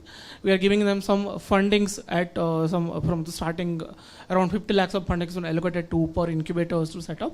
First, we are trying to set it off in around 7 engineering colleges and 10 institutions, around 4-5 others, veterinary college and all that. So that is where the picture is starting currently. There are around more than this 27 incubators, not only in government colleges, they are spread across private and all that as well. Our target is to play in the strength of Assam. Assam has a range of Brahmaputra starting from its, from the length and breadth of Assam is spread over Brahmaputra, and aquatech and water tech is one of the key challenge, and challenges related to that is also one of the major startup or the problem that needs to be solved by the startups. The flora and fauna that you have mentioned. We are also doing good in fintech. Assam has one unicorn, and on fintech that is called Slice. Slice is registered in Assam and they're from Assam only. So we have got one unicorn till today. And also we have put him in our board as well as the first unicorn of the state. So the intent is to bring everyone now. It's not about, I'll play off my own. It's about bringing in culture of collaborations, partnerships, and blend that with governance, ease of governance. That's why the department has been created and is headed by Honorable Chief Minister now. And probably if you look at the intent of the government, and Assam is a very revenue crunch state. It don't have much revenue, though it has a very high HNIs. So I belong to Odisha. Odisha has a lot of things like mines, everything is there. Odisha has 498 HNIs. Whereas in Assam, I was very surprised, it has 1099 HNIs. So the belief is that entrepreneurial mindset is that money is there. We just need to bring everyone into one platform. We are setting up an Assam Angel Network or Guwahati Angel Network. Because there are multiple HNIs, they reach out directly to us that we wanted to invest in the startup. The new generation HNIs, the family offices, they wanted to set it up here. So the message is loud and clear. even, probably this is the first time we have participated in Startup Mahakumbh as a state sponsor. We took a good pavilion over there also. That was also one of our initiatives, that we wanted to look, or we wanted to stand in front of everyone, that we are also, starting to raise, and if you are willing to be a part of it, just welcome.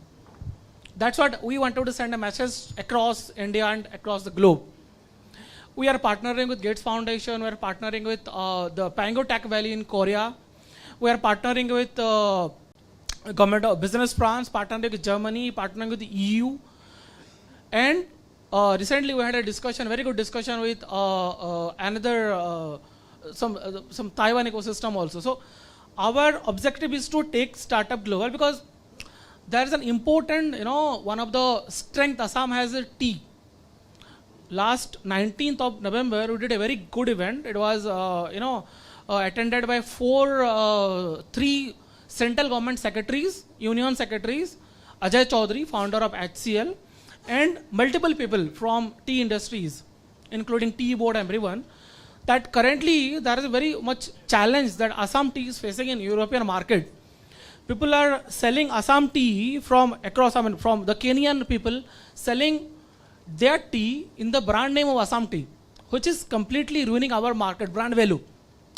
So we wanted to introduce the traceability into the Assam tea ecosystem. We wanted to introduce the blockchain into the Assam tea ecosystem. So we wanted to let the innovators work on its strength first. And ISBA, I already had a discussion with, Jivan sir also had a discussion with people, that people are definitely going to play a very good role in that. Unfortunately, sir is not today because his travel schedule and all, but definitely you are the leader. Who can ignore you, buddy? Thank you so much everyone for this August gathering. Sir, one question from my side. मेरा नाम सुधांशु रंजन है और मैं greater Noida से आया हूँ. हम यहाँ सारे लोगों से एक पूछना चाह रहे थे, जस्ट कि हर स्टेट में अपना अपना स्टार्टअप इकोसिस्टम, स्टार्टअप पॉलिसी चल रही है. उसे वैसे ही सेंट्रल में भी चल रही है. AIM, स्टार्टअप इंडिया, DST के तरफ से बहुत सारे स्कीम्स चल रहे हैं. बट क्या होता है अंततः कि ये स्टार्टअप्स अपनी कंपनी बना लेते हैं और स्टार्टअप इंडिया में DPIT करा करके रजिस्टर्ड हो जाते हैं within a 2 hours. Within a 2 hours they get certification from the DPIT. उसके बाद वो स्टेट के लिए एलिजिबल हो जाते हैं और वहाँ पे वो अपना रजिस्ट्रेशन ले लेते हैं, अपना स्टेट रजिस्ट्रेशन ले लेते हैं. उसके बाद आता है कि इंक्यूबेटर्स के ऊपर आता है कि you need to nurture them, you need to mentor them, you need to advise them कि उनको कैसे ग्रो करना है. और लास्ट में उनको क्या मिलता है, उनको रिजेक्ट कर दिया जाता है because lack of novelty, lack of business, lack of senses, ये सारी चीज़ें आती हैं सर. क्योंकि जब अगर हम जो अप्रूव करते हैं या कोई भी DPIT से या स्टेट की कोई भी पॉलिसी से, तो हम वहीं पे क्यों नहीं ऐसा अपना एक सिस्टम तैयार करते हैं ताकि स्टार्टअप बनाने से पहले किसी के माइंड में आइडिया है कि I got an idea and registered a startup company, उसी समय वो ऐसे सेंटर्स पे जाए, वहाँ पे ब्रेनस्टॉर्मिंग करें, अपने जो आइडिया है उसको फुल फ्लेजेड एक प्लान में लेकर के आए and then after. Sushant, I think ये जो क्वेश्चन तुम्हारा है ना, ये बहुत वैलिड है और हमारे this is not the audience for that. No sir, सारे लोग से था. नहीं, वही हम कर, इसलिए वो लास्ट में जो हमने रखा हुआ है ना अनकॉन्फ्रेंस, वो अनवाइंडिंग वर्ड गलत था. अनकॉन्फ्रेंस, अनकॉन्फ्रेंस का मतलब ये है कि जो टॉपिक्स हम कवर नहीं कर पाए, बहुत सारे क्वेश्चन हैं. Your question is very valid यार. जो तुम बोल रहे हो ना, ये मुझे पता है बहुत लोगों के मन में ये सेम क्वेश्चन है. तो हम इसे अनकॉन्फ्रेंस के समय इसको जरूर एड्रेस करेंगे इस वक्त, बिकॉज इन लोग का नॉर्थ ईस्ट का फोकस था. एक ही क्वेश्चन में पूछा, many incubator from north east are here? So you can see from the hands that are raised, there is a reason why we brought it here, so that we can get all of them over here. It's a first step. Let's hope next time when we do it, else more participants. Thank you very much, panel. Excuse me, can I have one question, please? No, so I'm from Northeast. Can I have one question? Sure. You priority to you. Priority to you. Thank you so much. So actually, I'm actually from Calcutta Innovation Park, and we are very active in Northeast India. So I've been part of IMCIP for the last 4 years. Prior to that, I was part of a startup in Bangalore. So being part of IMCIP, I've got an opportunity to travel across Northeast, including all the states to the capitals, including the areas of problem. So first of all, I agree with Dr. Vishal there. We have got 2 categories of entrepreneurs there, the entrepreneurs and the entrepreneurs. That's there. But the challenge here is that I always see that a lot of entrepreneurs, especially the state ones, they try to promote the entrepreneurs because they want to show that something good is happening. So the same people get highlighted over and over, and the same people get grants, right? And the ones who actually want to take a risk, they don't get highlighted. So I was talking to, so I keep talking to a lot of entrepreneurs, they keep calling me. So I was talking to one entrepreneur who called me yesterday from a small town called Dimo. This is between Dibrugarh and Sibsagar. And he told me that he just did a viral campaign, and he has gotten 1,000 orders. People are actually fighting and they're fighting for these products right now. He's got an order of approximately 500 and he could only deliver 20. Right? He's a private limited, he wants to grow, but they are beyond Guwahati. They are beyond Guwahati, there's so much. We did a rural entrepreneurship program for 150 women, rural entrepreneurs, women-led. Everybody wanted to be EBITDA positive from day one. They don't understand VCs, right? So there's a budding ecosystem there as well. We work with Alcisar across the Himalayan region. We work with a lot of other partners as well, right? So there is a lot of potential. We can't just... Sorry, do you have a question?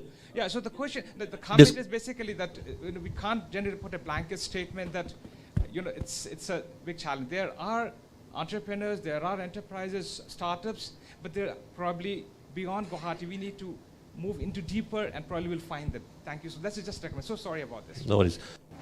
Right, so thank you all the panelists here. The one thing which I wanted to do, right, Prasad, with, if you allow me. So I work with Yota. I'm not sure how many of you know Yota. We are the largest AI infra company in the country. The one thing which I wanted to offer to all of you, if you have deep tech startups building on AI, we own 60% GPUs in India, right? So we'll be happy to give credits to anybody who want to reach out to us. This is a promise to anybody, right? So not only Northeast, everybody. The whole interest is to ensure that we make all this from India. We are the largest contributor to the India AI mission also, right? So that was just something which I wanted to offer. Thank you.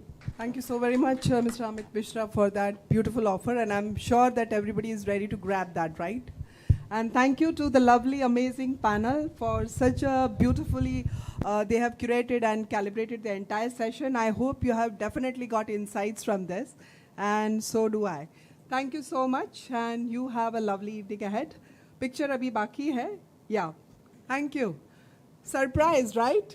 Even I was surprised when I was asked all of a sudden that you have to get on the stage because there was some emergency and the beautiful lady who was hosting the show, she has to step outside for something urgent that has come up. And कितने लोग मुझे जानते हैं? हाथ उठाएं? बहुत कम. I mean, like, I am not doing a great job, I feel like. कृपया एक जोरदार ताली तो बनती है इस्बा के लिए. अरे, this is not Isba. This is not Isbacon, and this is not our audience. What do you say, Prasad? Is it? Do you believe this is our people? Can I have a thunderous applause? तालियों की थोड़ी गड़गड़ाहट होनी चाहिए, भाई. I know it's late evening and you have been sitting for a long time, right? चाय और राय दोनों आपका इंतजार कर रही है. So the hot chai is ready, but जाइएगा मत. You have to come back, and we have amazing session which is going to start very soon. And जितने लोग मुझे नहीं जानते, my name is Gladys. I head the operations. People who are from Guwahati, Assam, we want you guys to join ISBA. If you haven't been associated with ISBA, we would love to welcome you all to the ISBA community. And we are so thankful that I think your prayers have overworked, right? बहुत overtime किया है आपके prayer ने.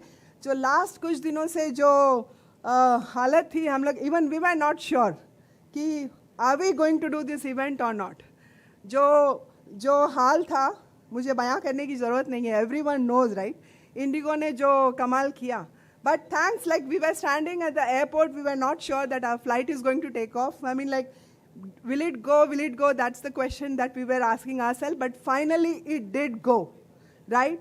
And 90% and 95% of people were traveling from Indigo, and like we are thankful the situation is under control, and we are really blessed that our prayers have been answered and your prayers have been answered. एक जोरदार ताली बजाओ भाई इतना बोलने पर. Seriously. चलो, I know that you guys really need a chai. राय बाकी है. So please come back after this short break. Thank you so much for, yeah. in 15 minutes time. Yeah, thank you. Good afternoon to all of you. I mean, we reached a good evening stage. So before we entering the dragon of the next topic, deep tech infra mapping, it's a really important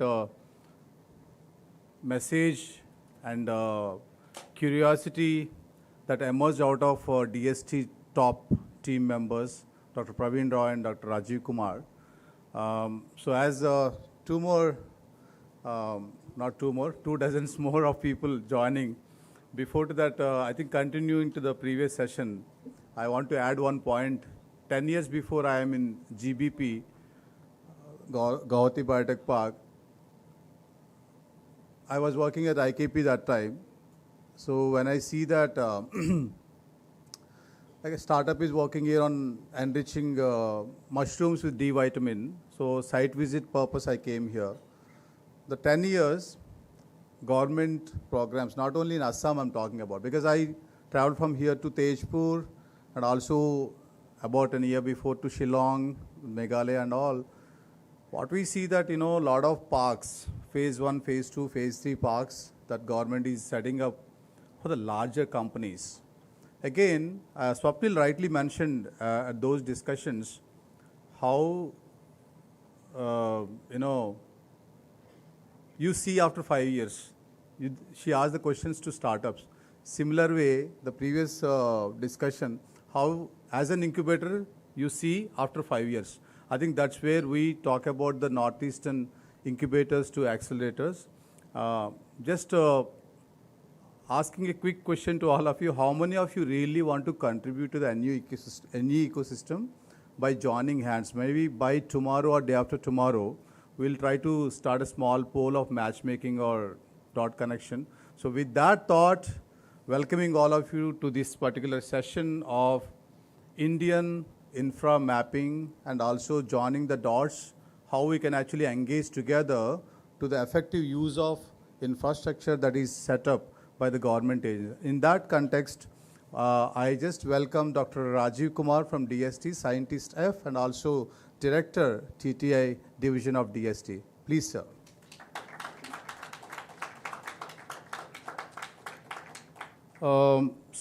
Please. So, Dr. Rajiv Kumar, having, please sit, sir. 2 decades of experience in science and technology, policy, management, whatnot, and also currently working at a crucial and critical programs at DST. Most of the incubators are the awardees of Nidhi Seed Fund program. And he was also worked with the International Advanced Research Center for Powder Metallurgy, New Materials at Hyderabad, India's well-known center of excellence in the area of advanced materials. So Dr. Rajiv, when we are conversing about the past 6 to 8 months, ISBA team, he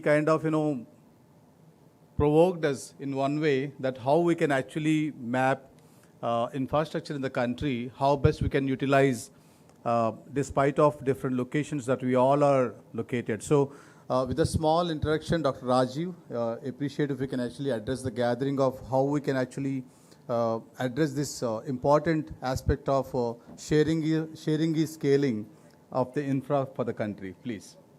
Thank you, Dr. Ramji, for inviting me to this Isbacon.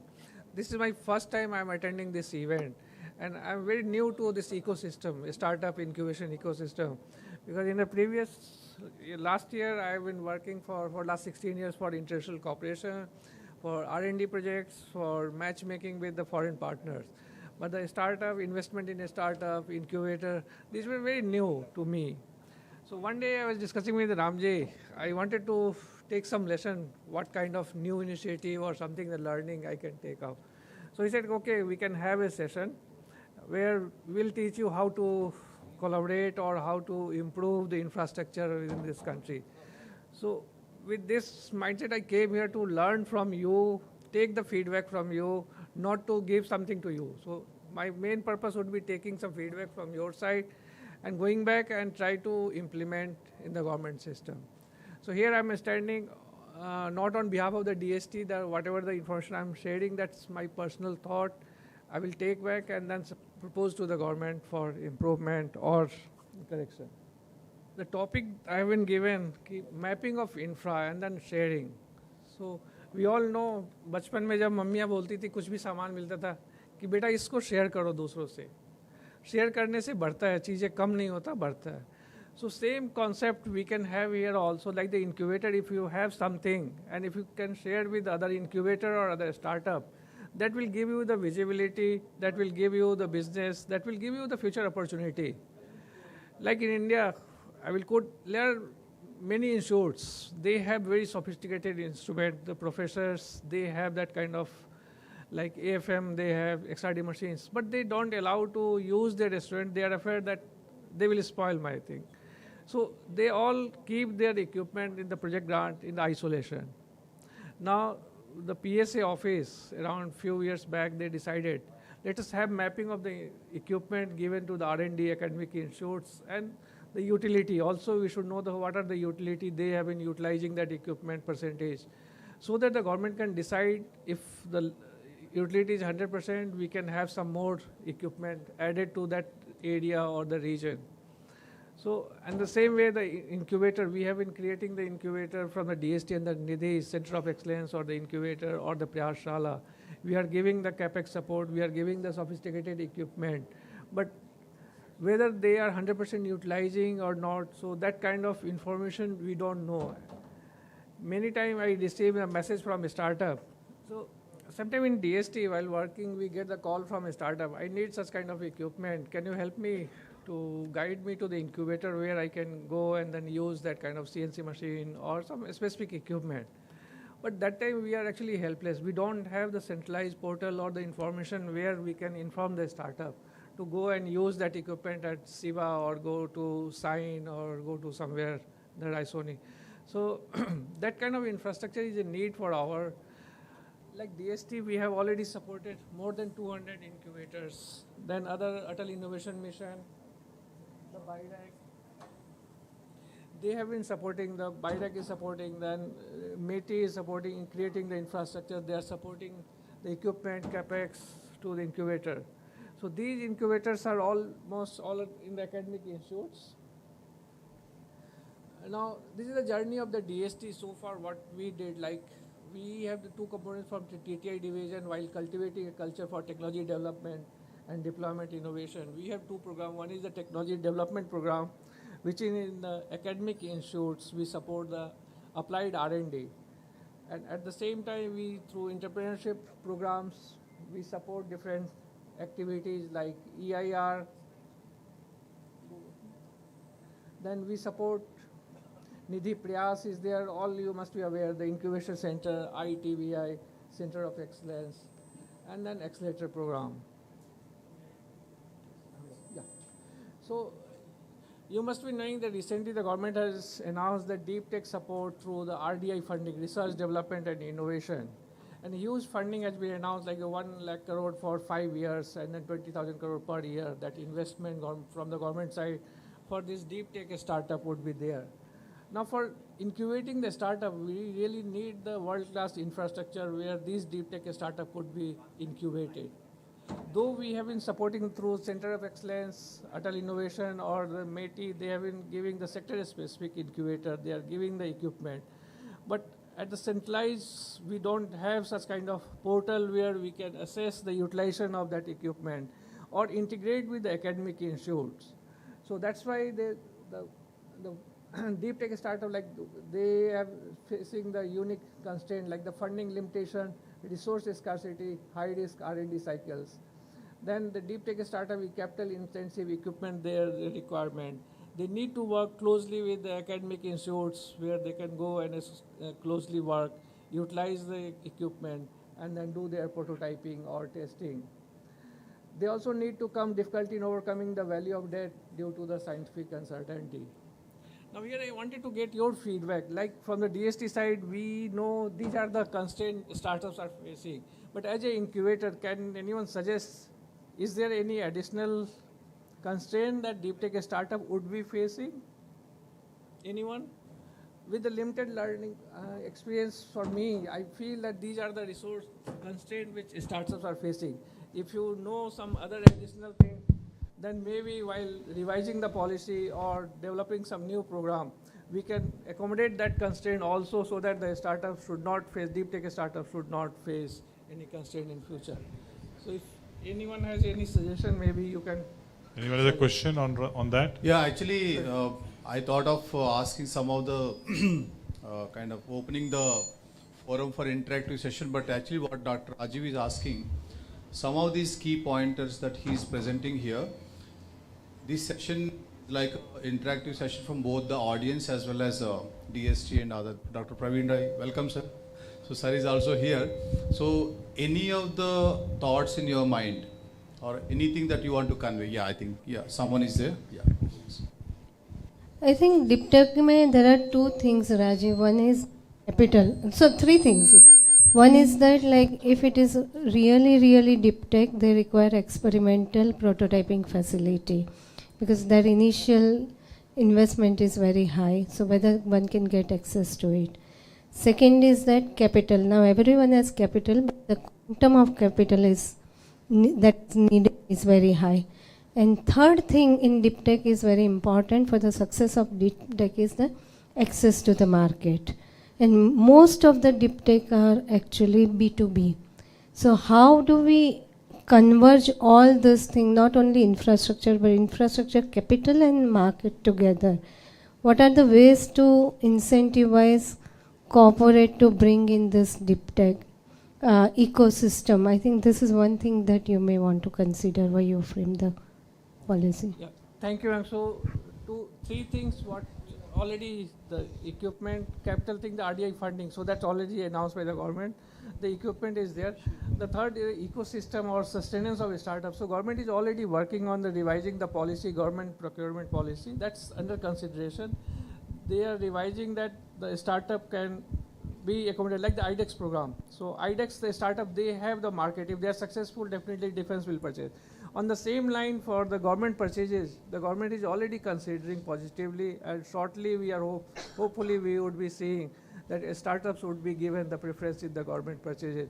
Or maybe the government departments could be launching the hackathon for their associated problems, and then a startup can address. So that kind of aspects, already discussion is going on, and we are hopeful that shortly that kind of would be coming, sir. So you already have startup ka separate segment, but it's not working out. IDEX equivalent model is needed. Having said that, there needs to be a time efficiency out there. So that is one thing. On the IDEX model, DPIIT is working on that policy, and they would be coming where the department can even launch the hackathon. They can pose their problem, and then a startup can address. So and how do you bring in existing solution? So need not be just the hackathon or new development like IDEX, but there are existing solutions. How do you bring them in your procurement cycle? One is the procurement and direct procurement. Another is the solving the problem through the hackathon. So that DPIIT is working on that. Yeah. So coming to that, like the I had a question. Yeah, sure. Sorry. Actually, Poini madam has undercut half of the question, so I'll ask the other half. See, when a guy is working for 3-4 years and suddenly gets promoted, we assume that he is now able to do the job of a team leader, whereas leading a team and doing something is different. Same thing for deep tech startups. Making that deep tech and selling that deep tech are two entirely different things. And by providing him facilities or by providing him the prototyping and all that, are we going to assume that yes, because of that he should be able to sell automatically? Selling that is an entirely different skill set, where probably he needs more support than he'll work out the technology part of it, but the selling part, and I can cite an example if you give me a minute. There is in Bangalore, that MRI machine has been developed, which is selling for about 1 crore, and whereas the competing machines are about 5-6 crores. That's what I hear. He has removed the need for liquefied helium. Now he has done a deep tech job there. How are we enabling him to sell that? Thank you. No, so actually I expected another feedback from the audience. Maybe I will disclose the regulatory approvals. So that's also one of the constraints where a startup is facing, that regulatory constraint. So I will come to that part also, like when we map the infrastructure and give the complete package, like the equipment support. The second is the investment from for the startup through RDI fund, and then third is the regulatory hurdles, resolving the regulatory hurdles through removing some of the barriers in the system. So that three aspects the government is trying to adopt or improve that line. So coming to the topic of this sharing the infrastructure, like why we need that kind of sharing the infrastructure is, one is the reduce upfront capital investment, because a startup, they are not able to invest that much money individually. But if we can have, they can collaborate with the academic as well as the incubator, they can get access to high-end equipment and fast their prototyping or the experiment. The lower entry barriers for early stage deep tech founders, and then enhances viability and sustainability of the deep tech ventures. Because when the startup, they interact with the academicians, they go and use their infrastructure, they will get some kind of mentorship also with the professors. They will closely work with them, because now in India we think the professors are working in isolation.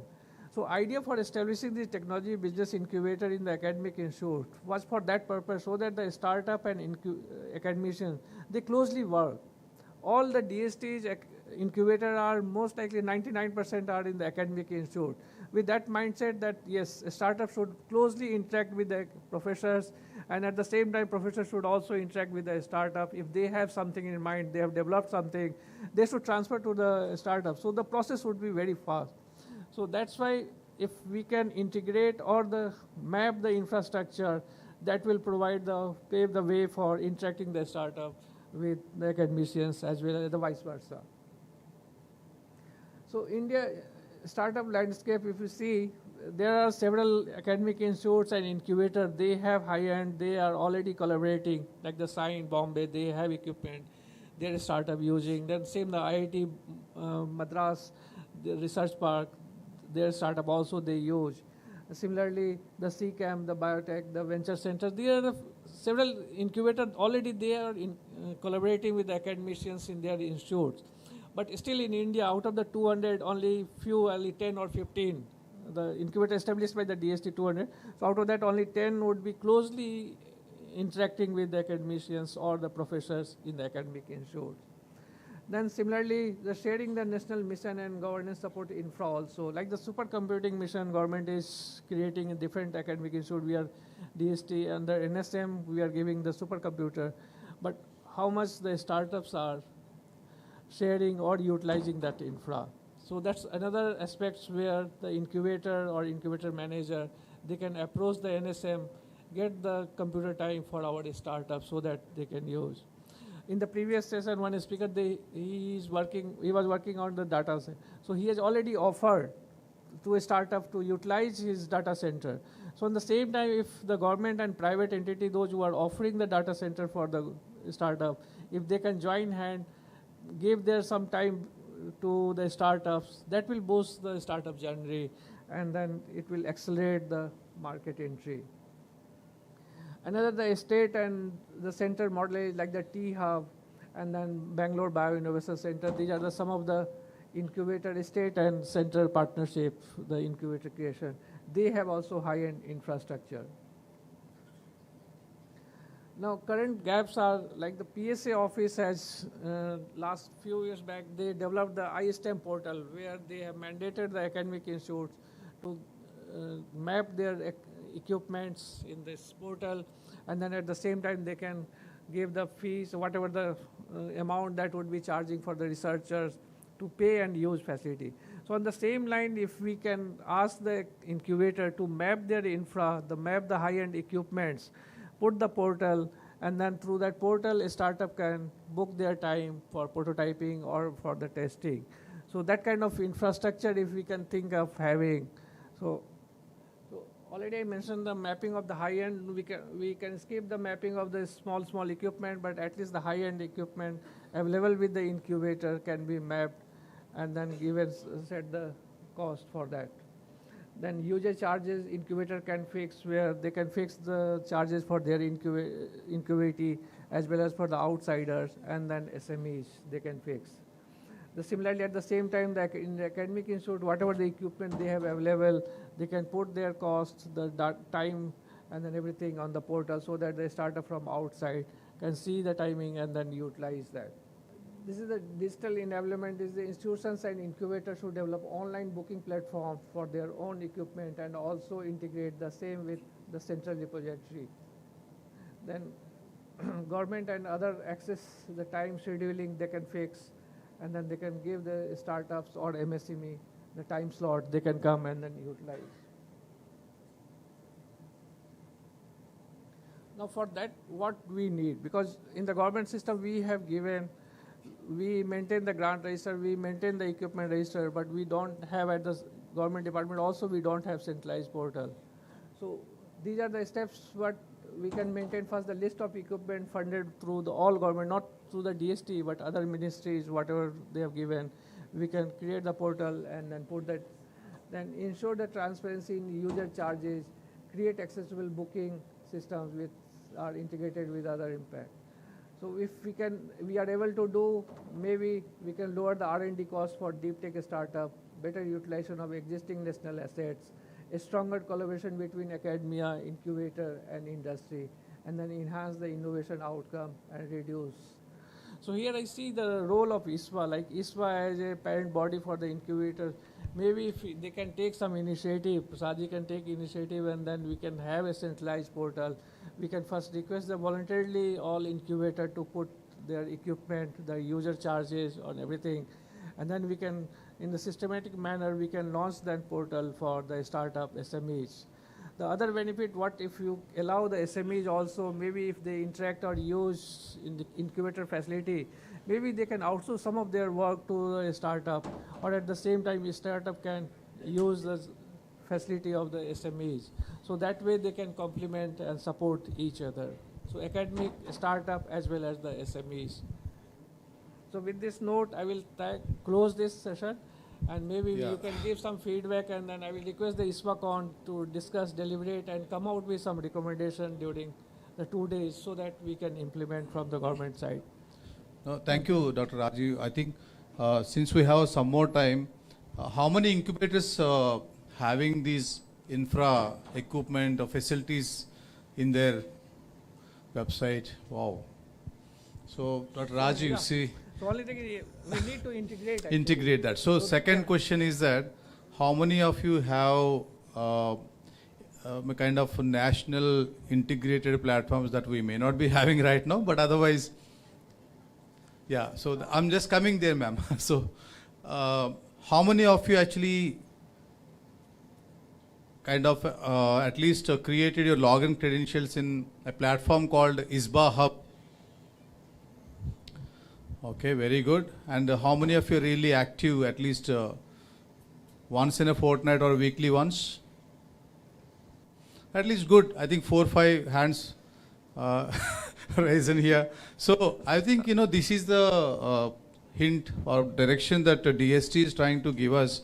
And Sanchi is kind enough to actually look into this matter, and Prasad is just kind of asking them, Prasad Shetty, how we can integrate. So one point try to mention from my side is that, you know, we have incubator websites and putting some a dozen, 2 dozen, 3 dozens of equipments which are functional or maybe dust free, I can say.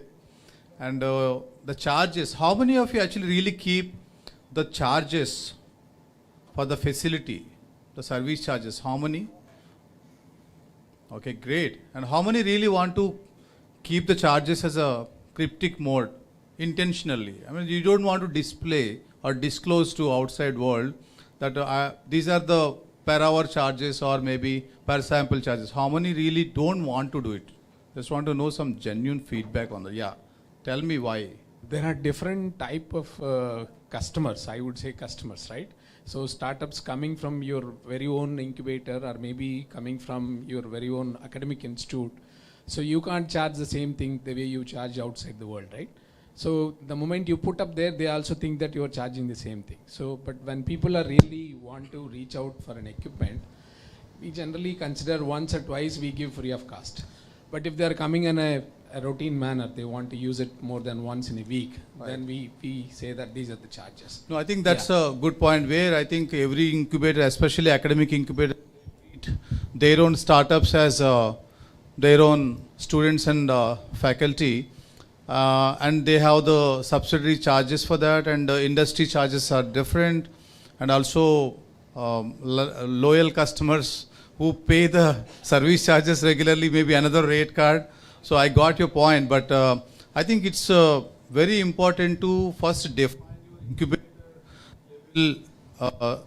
infrastructure mapping internally, and then services define. You know, most of the time what I observed in my previous organization as well, that, you know, if you don't define the charges per services or for the equipments and all, if they are not ready, it's a kind of delay of decision making as well, or it's a delay of, you know, communicating to the outside world. So the point here is, if you define that, if you have the system ready, if you can actually dump these equipment and the charges and services platform, probably we can then work out with along with Sanchi to integrate that. And also, before I go to Dr. Anand, how many of you actually give your information to your regional state level agencies? Like, you know, Hyderabad, we have RICH, Research and Innovation Circle of Hyderabad.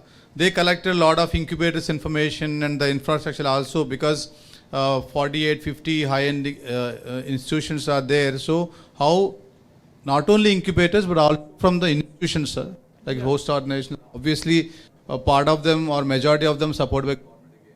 So you given any information like Maharashtra? Have you shared some information? Okay. Okay, I mean, because I'm trying to look at this point also, how they're really active and engaging and providing that platform to other incubators within the state and outside the state. So that's. I just have one thing before, because, you know, is there an incentive or a mandate when the government is giving and funding this infrastructure that it has to be utilized beyond the incubator? It's because I think that's where, because you're right, if you look at the utilization of many of these infrastructure, they are poor. If I ask, I think all of the incubators probably recognize this, right? That we buy those infrastructure because we put the need in our project proposal. The government gives us the money, we set it up. But if you actually track the utilization of this, it's very dismal. So number one, is DST mandating or tracking it? Because if somebody has got an equipment which is only used 10% of the time, DST can say, okay, let us take it back. No, so right now we are not tracking, but of course there is an advantage, like if we can track that, if equipments are overutilized, we can give more. So what are the equipment, mostly they are commonly utilized, so that kind of equipment we can put in the more incubator, like the local areas. So that will also give us. The second is the utilization charges. What my feedback is support, like there are high-end equipment. So there are professors or the incubator, they don't allow to a startup to handle that directly. So if you put some charges for that high-end equipment and hire a specialized manpower, that would be the service to the startup.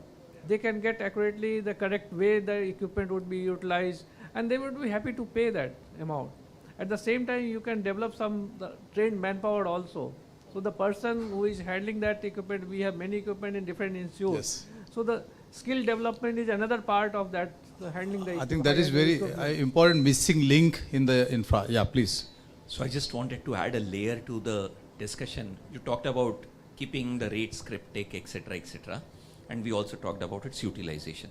We are a standalone incubator standing in midst of an industrial estate, a state government supported and tracked by the utilization of instruments also. We boast about instrument being utilized or so on. However, our concern very often, we do not have instrument operators. Now, this is where, and we depend upon, so our insistence is our incubatees first take a training. We give them a sort of a kacha pakka certificate saying, okay, now you can use that instrument by yourself. So there is a disincentive, or I mean, in the sense, there is maybe in terms of consumables, which is less a problem, but it is more in terms of its maintenance.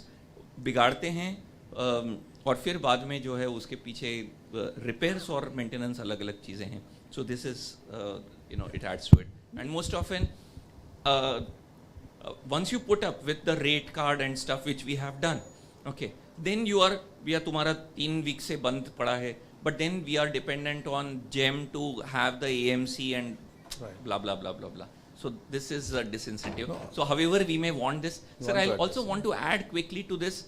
One of our startups finding a business model in this has put up a startup. It is now researcho.ai. What they do, it is a service model. So on their portal, you will get to see all incubators and research organizations, किसके पास कौन सा instrument है, क्या rate पे है.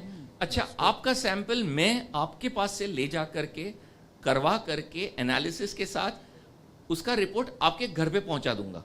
तो courier अच्छा जो मेड भी जो भी जिस तरीके से सैंपल उठाना है, जिस कंडीशन में उठाना है, उसके साथ वाला, तो ऐसा एक अपने आप में बिजनेस मॉडल. सर ये ऐसा भी हो रहा है, तो ये आपका जो मतलब कंसर्न है बिल्कुल मतलब लाजमी है, but this is what is happening.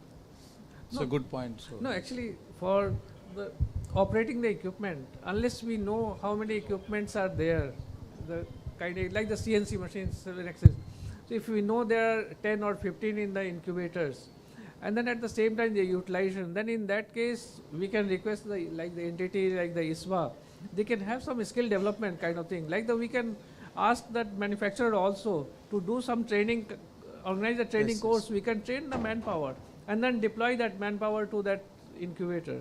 But unless we have idea about how many equipments are there in India in the incubator ecosystem, we can't do anything.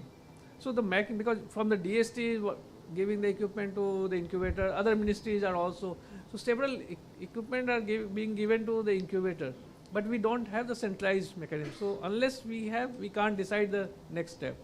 And of course the startup can come and they will have the business model. Like one Electra beamline in the Italy, there are few startups, those who are sending the sample from here, and then they have the Italian counterpart, they are doing the experiment on behalf. So they are saving the travel as well as the ticket cost. So in 10 or 20,000 rupees, they will get the experiment done by that. So that collaboration kind of thing, if they share the information, they share the equipment, and they collaborate with the startup, definitely the things would be moving fast. So yeah, maybe one more question. Yeah, before to that. So I was just discussing with Prasad. Of course, I am also Prasad Menon. So what we can do, ISBA Hub, we have already done a very extensive work on the ISBA Hub. Now one thing which Poini ma'am gave a input, we can add the resource section. Under the resource section, we will be able to bring and map all the incubator asset which they have already generated. Or when I am saying asset in the sense equipments, so that we will get to know what is there with what all equipments are there in that kind of an incubator, which can be mapped and which can be utilized by the startup. I'm also going one step ahead, and what I'm thinking is that, let's say for example, there are specific equipment which requires a specialized skill set of a manpower. So as Dr. Rajiv just now mentioned, we can bring those kind of a manufacturer, ask them to give that kind of a training to our people. That's one. Second thing, we can also put our list of people which is required by the incubator, so that other incubators, if those people don't have that much work, they can also share those manpower. So that can also be done. Only thing is the platform which has been created, creating a platform is very easy, but keeping that engaged, that is very important, right? That can be done only at a community level, which every incubator have to use it. So I guess we are pushing very hard, use the ISBA Hub. This is very important. And now because DST is also asking us to build certain features which will also be used by the incubators, I guess this is a great start by DST, and ISBA is on for it. Sir, what is the possibility of ISTEM extension towards this infrastructure building? I know the iSTEM is limited to some of the academic institutions. I know because the reason SRM University, the entire equipment is there in the iSTEM. And I come to know in one of the situations that our equipment was busy for the last 1 month because it is under queue for somebody to use one of the equipment. So how do you see the possibility of extending iSTEM to this huge requirement of infrastructure? No, so already mentioned that we have to integrate. So we should not work like academic institutes and incubators. They should not work in isolation. But so first step, we need to know how many equipments we have as an incubator. I'm talking about. So then only we can either integrate with iSTEM portal or we can run the parallelly. Of course, the parallelly is the secondary option. But if we can map first the list of equipments and then we can integrate with the iSTEM portal, that will be again used. Yeah, I think Dr. Rajiv, every month one mail will come you, right? You observe it. Urgent information required. Seed fund utilization. Similarly, I think, either happy to take up that note from maybe ISBA will be following up with the incubators. Urgent, please actually add up your list of your resources, infrastructure, equipment. Then only, if not a time-bounded activity, if it is not a kind of serious engagement, we can't actually reach to the mission. What DST is really, kind of extending their own offers. He mentioned very important point. I just want to tell you, one of the government agencies, they are giving $1 million, funding to set up the infra equipment, but they don't support manpower. He mentioned about that, to identify that skill sets and manpower to operate these facilities. You have the machines, infra, but no people to operate it. How sad that is. I think, please try to cooperate, join the hands, pull out all your strengths of infra and equipments that can be actually well linked and mapped with some of the examples that you have given, and we also kind of put it on the ISBA Hub things. Thank you so much. I have a small suggestion here. Yeah, please. I have some background in the industry. You want to add? In the maintenance and all that. So for these kind of things, the main issue is if I have an equipment worth 3 crores and that equipment, maintaining an engineer for that becomes out of economics because most of the time he doesn't have anything to do. So if there can be a centralized maintenance agency which has 4 or 5 engineers who are in those for 3D printers and those kind of things, and then on call if they start supporting these things, or maybe even take a periodic round as we do in the industry. So if we can do a periodic maintenance round, then that probably we will be also be able to assess the utilization of the equipment and also support it for maintenance whenever required. So that's a suggestion. No, actually maintenance depends on the manufacturer. So that manufacturer is the right person who can manage that. So real quick, hi everyone, I'm Jeremy with a venture studio at Ahmedabad University. 2 things, I love the idea of making sure everybody's on iSTEM. There's a couple other platforms out there. One's called Cumma, C-U-M-M-A. They have a nice interface for putting all of your equipments on there. Second is we are open to an idea of doing an ecosystem passport. So if you have an ecosystem passport for regional collaboration. So if you're part of the passport program, then incubatees at your facility can go and use the facilities of another facility. And so if everybody has the passport, then you can just go and share the facilities. If maybe your facility doesn't have the specialized technicians to run the equipment, you can also send the technicians to a facility whenever it gets booked if they have equipment that you don't have that the incubatees can use. So if anybody's interested in exploring those opportunities in Gujarat with me, let's get in touch. One of the solutions can be that the startups are made to pay a fixed fee if they are supposed to become a part of a funding program or an incubation program to become a part of this passport. So they will be like the sub-lessees of the incubation center, because if they are actually made to pay it, they might also end up using it. So I think that may also save money. Last comment, sorry. We can discuss more. Yeah, please. Yeah, hi sir. So sir, I just wanted to understand whether DST is already closely working with the Ministry of Education, to my belief. And Ministry of Education has one vertical called Institution Innovation Council that they have enforced to all the universities and institutes. Under that, they have recently come up with an R&D cell which mandates the enlisting of all the infrastructure that a university has. And that particular thing can be linked with DST also, to have an integration where all the universities are actually listing out their equipment and on this common portal. So this IIC R&D cells particular thing, the activity number 18 or 19 is there, which mandates all the universities and all the institutes to actually list out the infrastructure. So this particular thing can be integrated. ISTEM is that portal. Yeah. So that is something. So R&D institutes already that ISTEM portal they are maintaining, they are giving that. But I'm talking about the incubator. At the incubator level, we don't have. Yes, sir. That's how we're trying to actually integrate. Yeah, thank you, sir. So I think with that small note, and big thanks to Dr. Rajiv Kumar to initiate this particular program through DST and Dr. Roy's support, of course, and all the champions who asked the questions. Big round of applause one more time. So thank you, Dr. Rajiv, for being here. Thank you.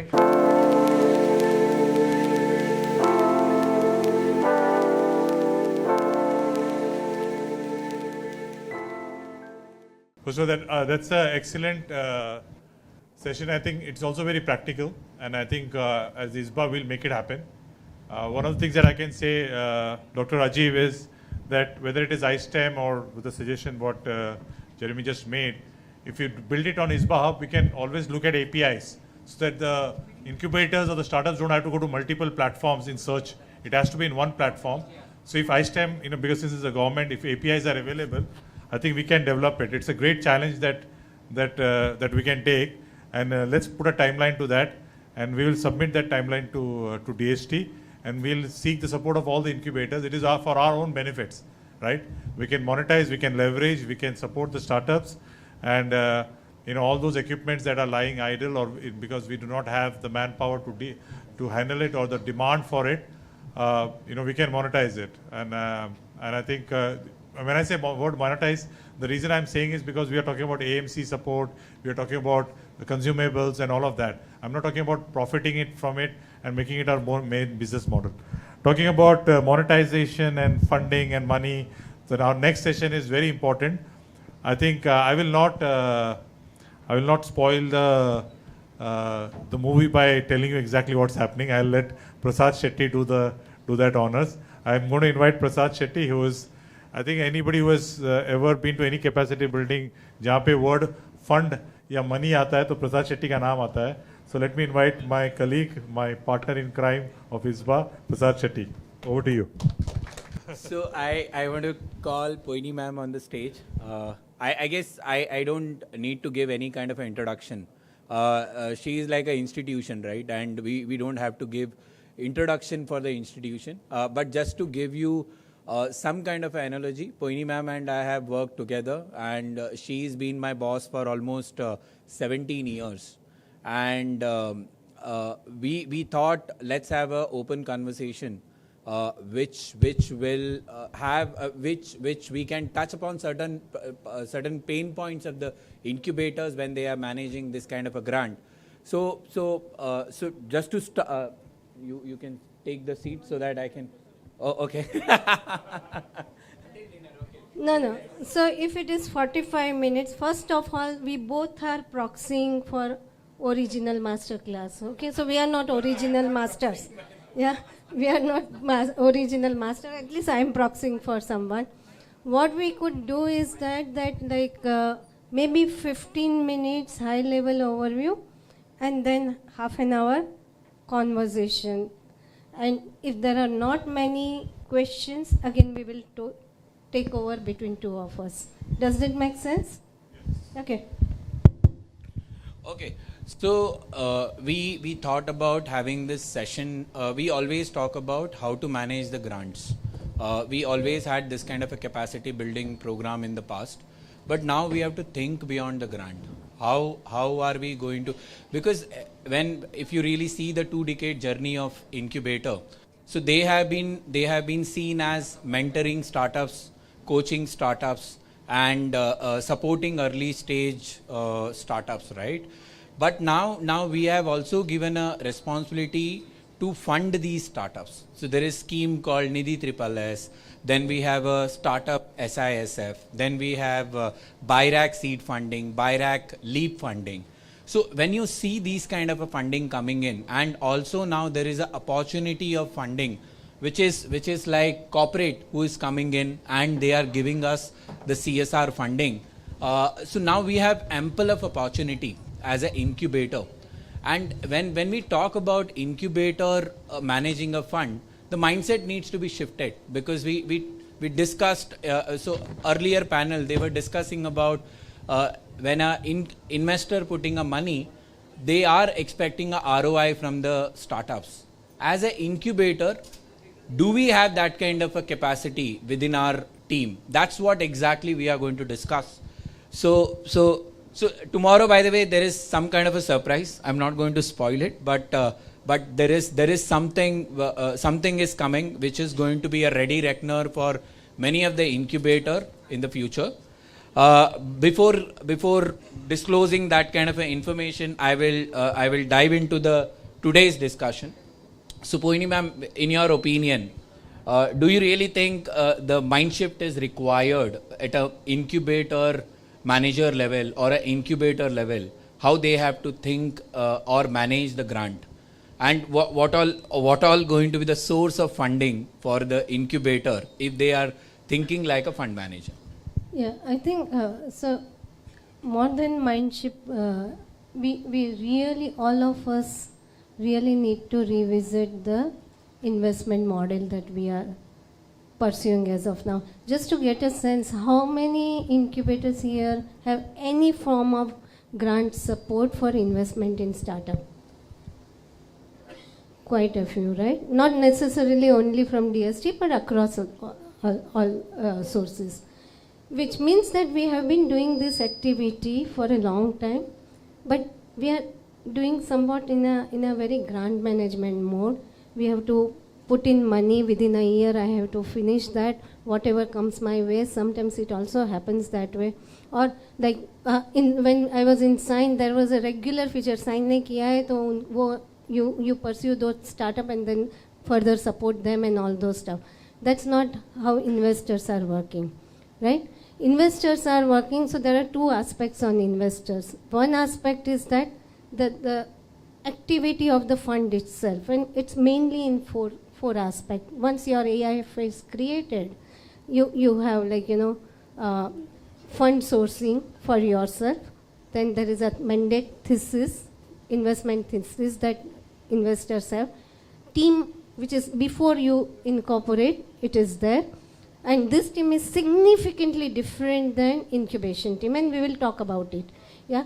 Then second phase is basically pre-investment activity. What you ought to do before pre-investment activity, which is sourcing, creating pipelines, screening, term sheet, and blah, blah, blah. And again, we will talk about it. Third phase is that post-investment management. Investment is not one-time activity. It's an engaging activity through the life of your investment in the company, which ends with your exit policy. And then what do you do with the exited money, liquidated money? So that's one thing. And then there are subtle aspects around investment fund and external expertise and so on and so forth. So if you look at it, out of last, fund managers actually follow all these things. I think we also need to think in that direction as incubator managers. It's not grant management, it is fund management. Two aspects to that basically. One is, what are the sources of fund? Because you are not AIF. So how do you generate those funds? Yeah. Right now, until recently, government money is there. You never know, it may stop or it may get concentrated at RDIIF. You may not be left with too much of resources. So you need to have your own resources. These resources, of course, government, state government, local body, whatever it is. Another is CSR or philanthropic capital. Third source is your own alum network. Most of us are in academia. I'm sure all of us have successful alumni. Fourth thing is that our own incubators' own alumni, like if you have 1 or 2 success, there's a definitely recall for them to get attached to the incubator. So these are some of the sources. So that is one aspect. And second aspect is that like funds are typically with certain life, like 10 year, 12 year or whatever. Incubator fund doesn't have life. So liquidated money has to be recycled. This is how it has to be basically looked at it. But the entire approach has to be funding driven approach and not grant management approach. I think that is very, very important. And I think we will come to it, why this is relevant to look at this. So ma'am, you have put the context in a very right manner. So you have divided the section into 4 blocks. So when you talked about the sourcing. So now let's jump into the pre-investment activity. So if any incubator wants to get into a pre-investment activity, what all thing they have to keep in mind when they get into the pre-investment activity? Right. So before pre-investment activity, Prasad, 2 things fundamentally associated with formation is that you need to, as incubator managers, you need to create your own investment thesis. What is that thesis? Like, the stage of the fund. At what stage will you fund? Second is that what is the quantum? Third is that what are the sector? There is a sectoral aspect, right? Fourth is that what kind of team will you fund? Quite often, more than often, incubators may get just 1-person team. And are you going to invest in this 1-person team? You require more than 2 with complementary sets and so on and so forth. So this is one aspect. So you require basically proper investment thesis, very clearly, defined in your investment agreement. So any pipeline you generate or any screening you do, I think first and foremost it should align with your investment thesis, investment eligibility, and then you take it forward. So that's one thing. Second thing is that I have seen in most incubators, investment team and incubation team is same. It has to be different. The reason is that you have incubation to give them jump starting support at a very, very early stage when they come with just idea. Yeah, and you want to help them to take, with certain facilitation. When you put money, I think you are putting in their future growth. You are taking financial risk, right? And you are putting in their future growth. So this is a fundamental, you were talking about mindset. Yeah? This is a mindset that differentiate between 2. Similarly, now coming back to their, similarly the team should be very, at least they have a basic understanding on investment aspect, valuation aspect, term sheet aspect, negotiation, agreement, exit, monitoring. Actually, even exit is policy for incubation and investment could differ. So I think this is where the investment team should have that understanding, right? Now coming to your question on sourcing, I think you have to, it's just 2 sources. One is inbound. So whatever come to you, look at it. It could be on your website or by email or whatever it keeps coming. You keep on basically, referring, so through referral network and all those things. So this is kind of an inbound kind of thing. More critically is that outbound. How much proactively you go out and scout for good policy, good investment deals. That's what investors do. Yeah? You will see they are present almost in every startup events.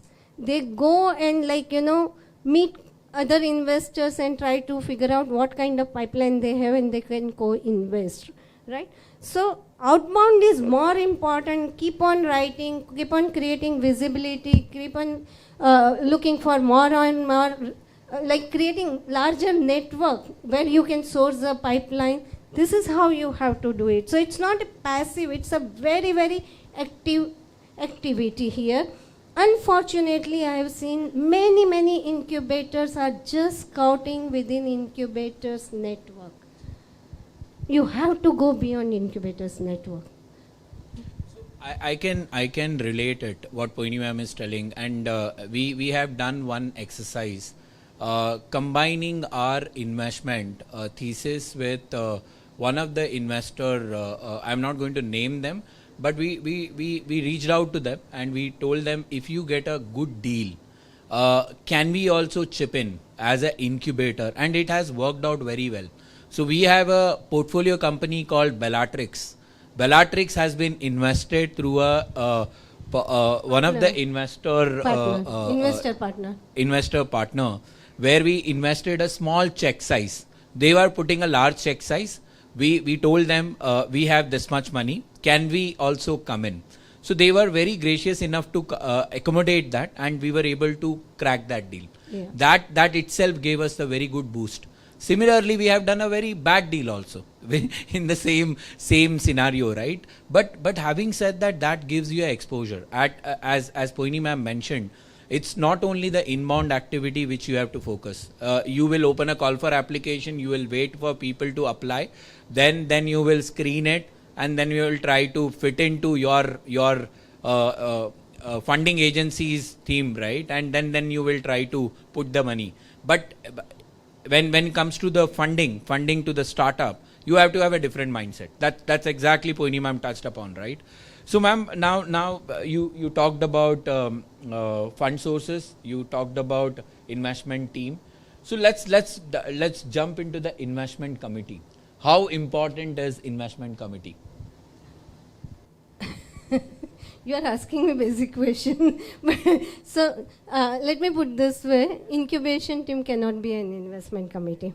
Your investment committee has to have proper investor. You may be thinking this is a very basic question, but I have seen many of the incubators putting their team as a investment committee. No. So that's what your incubation team cannot be an investment committee.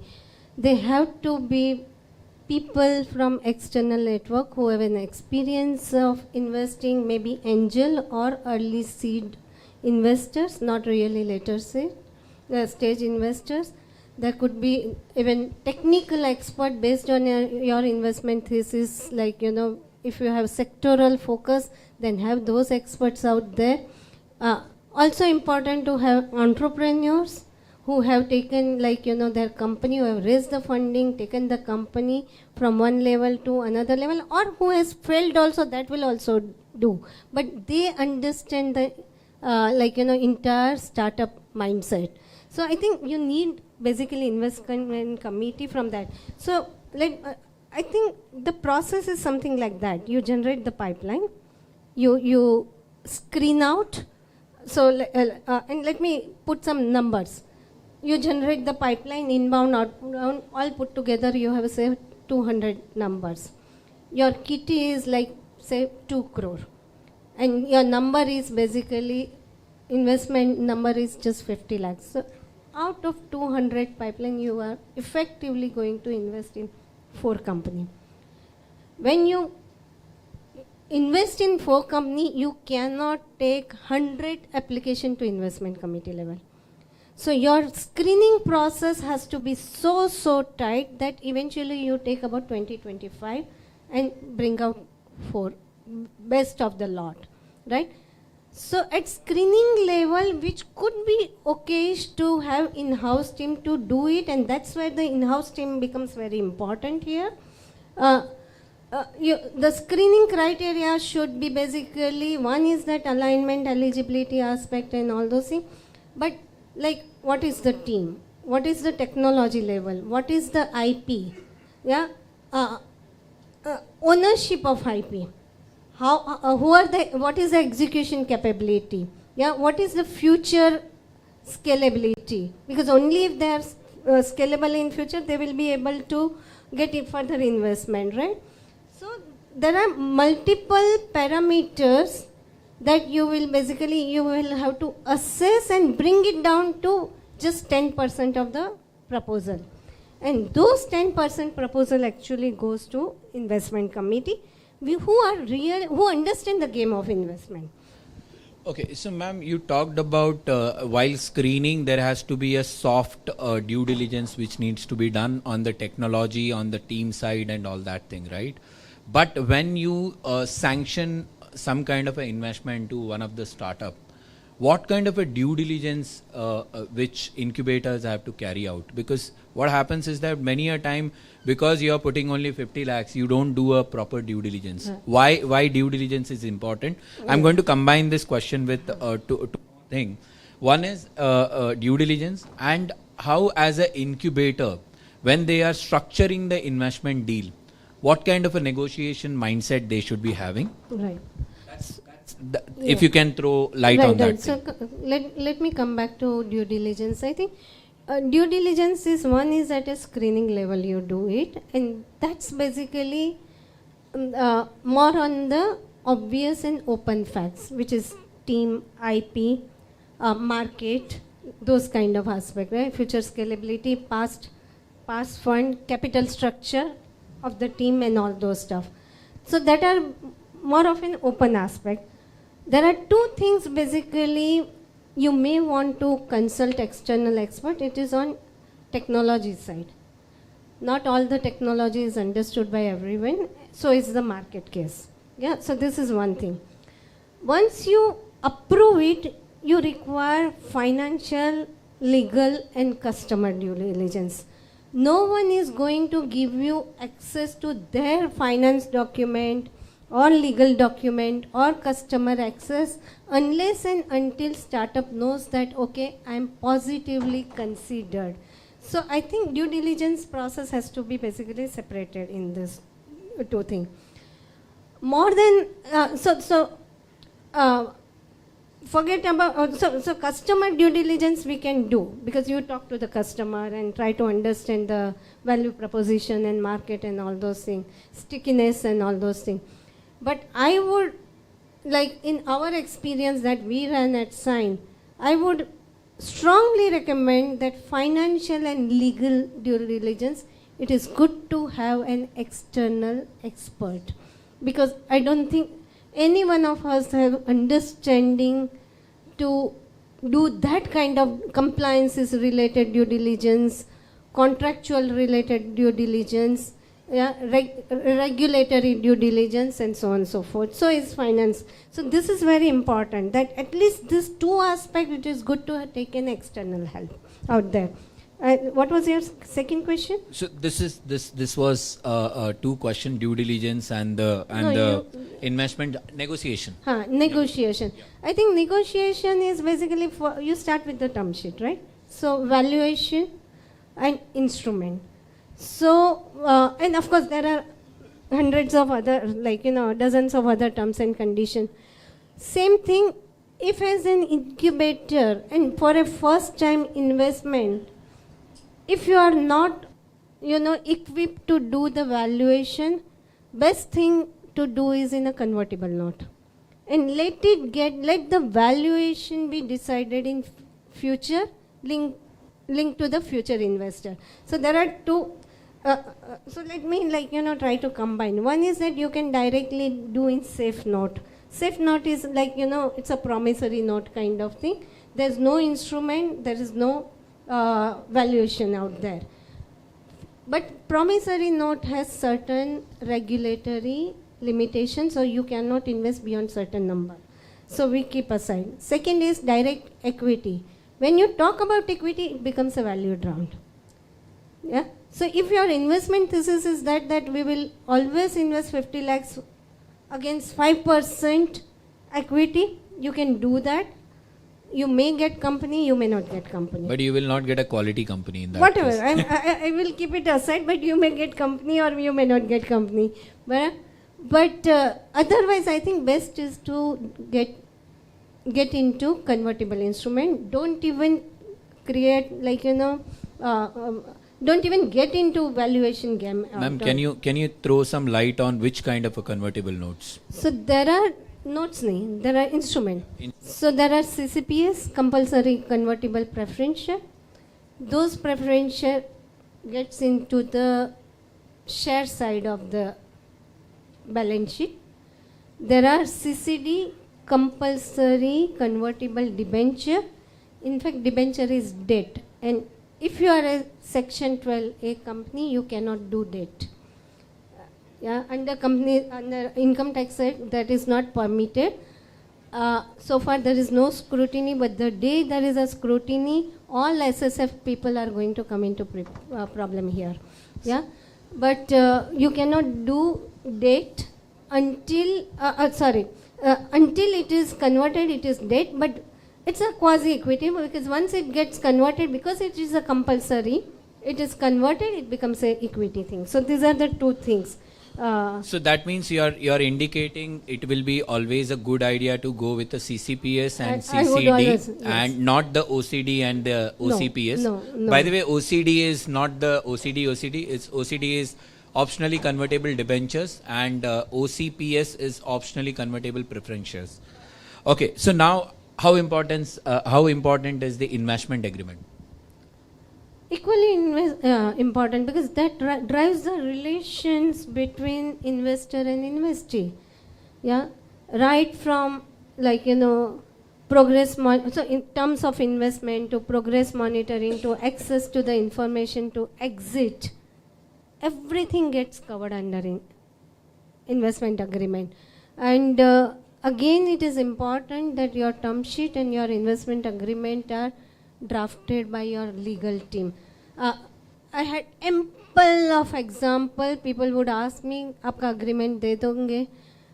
Like we said, we don't mind giving you, but you won't understand anything. And something goes wrong if you are telling us कि sign का use किया है without applying your brain, then we have a big problem. So I would always encourage people to create their own agreement with their legal team. In the process, there is lots of education happen to the incubator manager. That's very critical, very important. Yeah? So I can relate one story. So we got one agreement which has come from an incubator asking for our input, and that poor incubator was not even changed our name, Sign IIT Bombay. So that is something which is which I can relate. Yeah. I think we are done with 15 minutes, more than 15 so minutes. So now there are two sections which we have to cover. Yeah. Okay. So let me jump into the direct two questions. Post investment and the fund management part of it. And after the post investment, how they should be taking care of the exit. This is very important because of the let's keep post investment aspect. Let's talk about exit. I think it's important to create even your exit policy. This policy could be time bound, it could be milestone bound, it could be linked to milestone, it could be linked to valuation, it could be linked to certain time, it could be linked to future activity or investment of the company. I think it's important to have a exit policy, and not only for funding. I think if you are taking an equity against incubation, it's also important to have an exit policy for incubation, and they both differ. Now, maybe it's too short time to give every element now, and we will supply you with some more and more information as we go forward. But it's important to have exit policy. Now, there are two things. In incubation fund, when you have exit liquidated amount, how do you deal with it? You have to plow back that in investment. And depending on grant agencies' mandate, you have to continue doing that. So it's very important to do that. If you are not able to get an exit, and if the investment has actually failed, then you need to follow a write-off policy. Yeah. So these two things are very important to understand. Because again, I used to be on DST's seed committee. I'm also on METI's thing and Atal Innovations thing. People don't understand if the successful investment is not successful, how to deal with those invested amount. You have to close it. and there is a closure process. Yeah, I think we'll stop here. And Yeah. So let me add 2 more points for the exit part. In Sign, long time we are doing that activity. One thing which Poini ma'am has not touched upon, 1/3 exit policy which we have built in Sign. So which has worked tremendously, and we have done somewhere between close to 50 exits as of now. That's why we are sustainable from the day one, right? But having said that, whether it will work or whether it will not work, that is something which you have to evaluate whether all exit can be 1/3 when companies are raising investment in the with external investor. That's one part of it. Second is that, as Poini ma'am mentioned, investment equity and the incubation equity or the CCPS will be treated different. You cannot link 1/3 exit clause in your CCPS and the investment part of it, because that will be driven by the investment what startup is going to get in the future. Yeah. So we are opening the floor for question Q&A.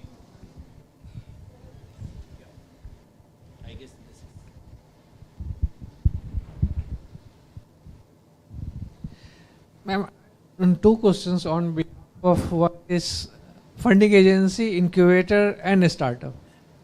So the question is how incubator can make the balance, because the government funding is coming to help the startup to come out from the valley of death.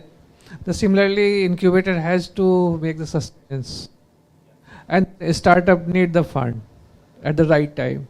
So what could be the approach of incubator, making the balance between the approach or the aspiration of the funding agency, incubator, and then the startup? Right. So this is on incubation side. That's what I think Prasad said, 1/3, 1/3, 1/3. So we had an exit policy for our incubation equity, which was that every round of funding.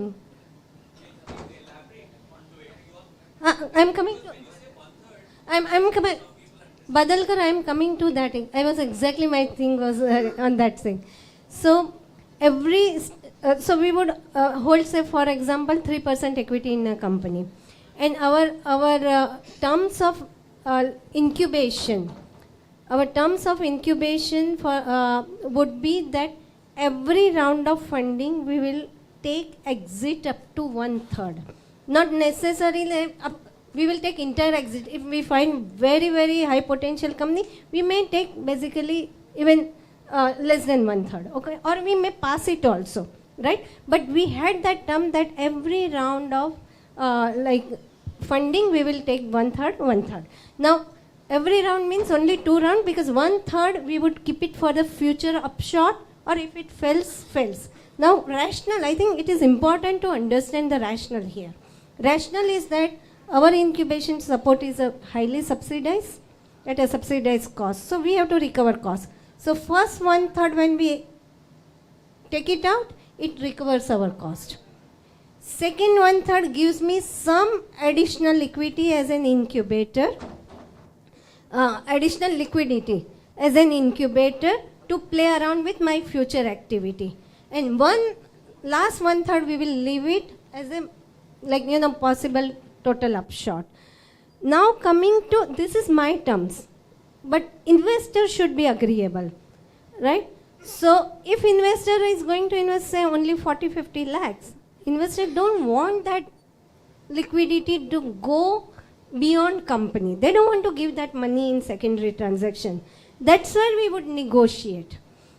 That we will say, okay, we will right now holding it, we will not exit because it's a small amount, or we will say, ठीक है 1/3 मत दो, 2 lakh दे दो, 3 lakh दे दो, something like that. Or we will say, if there is an intention is not properly, we don't sense a good intention out there. I said, okay, you don't give it, but maintain our 3% equity. So that's where I'm telling you, okay, these are the subtle non-written terms of negotiation. Terms are negotiation skill that incubator manager has to develop. Yeah.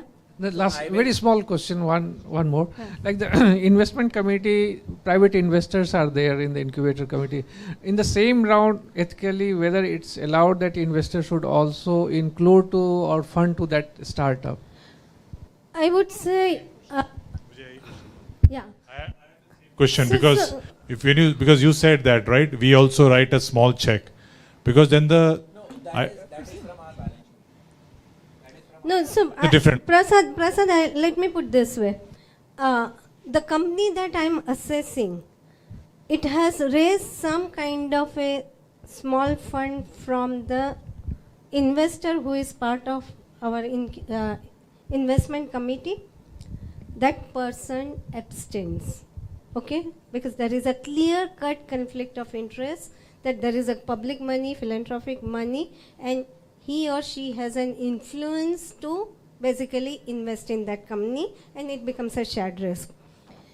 If there is no prior funding by the same investor, I think it's a good thing, right? Because it becomes a shared risk, and then there is a larger money pool that is available to them.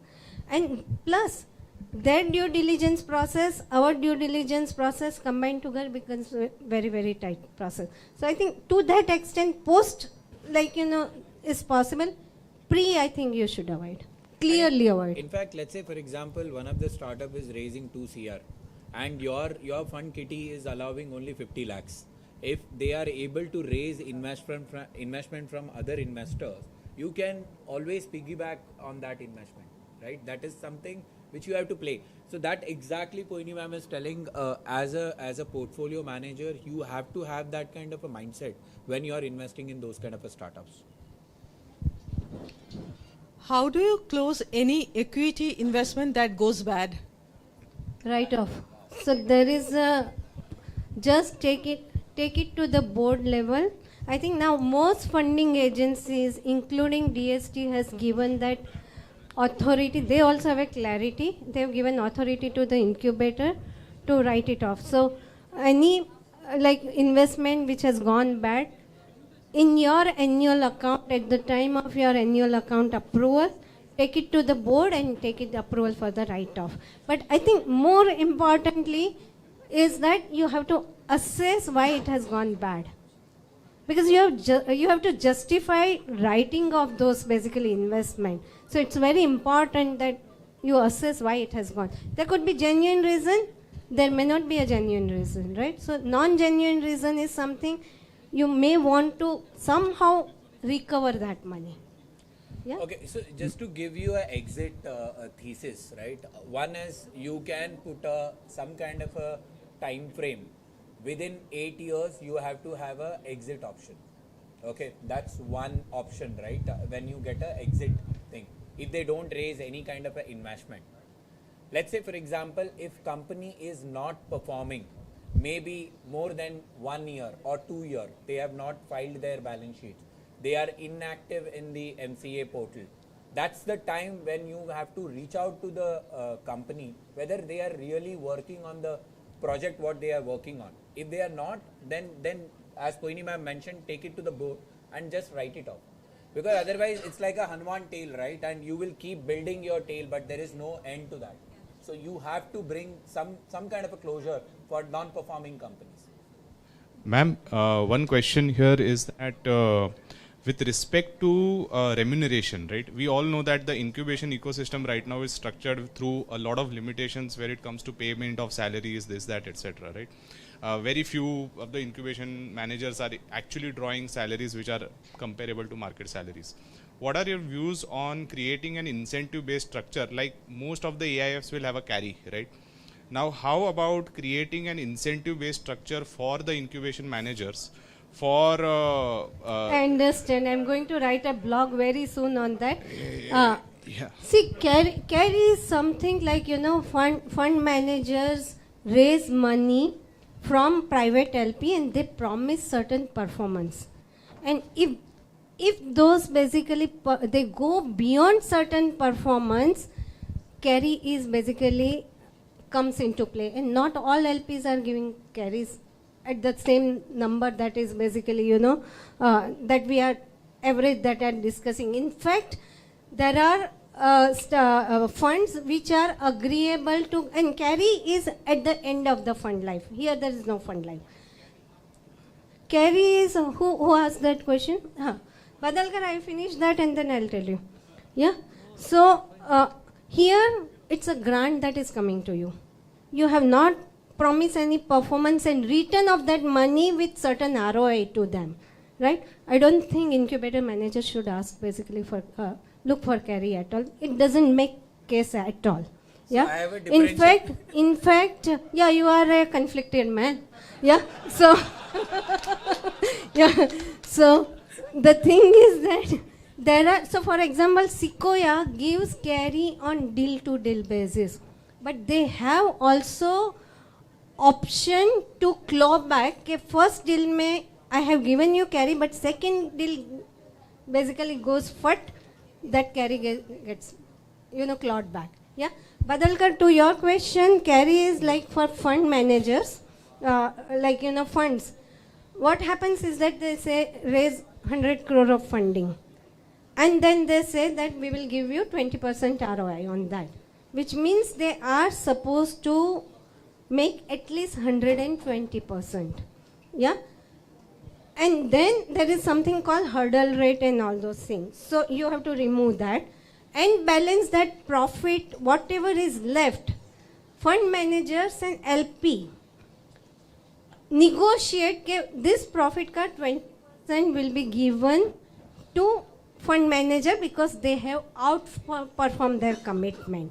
Again, it is LP dependent. Yeah. And you have committed certain performances. You have raised basically money on that performances, and that's the thing, basically you are paid for that. That's carry is that so sharing profit after certain deductions. In a layman language, if you performed well, you are going to get incentives. Yeah. No. It's a I carry home. Yeah, I carry. Yeah.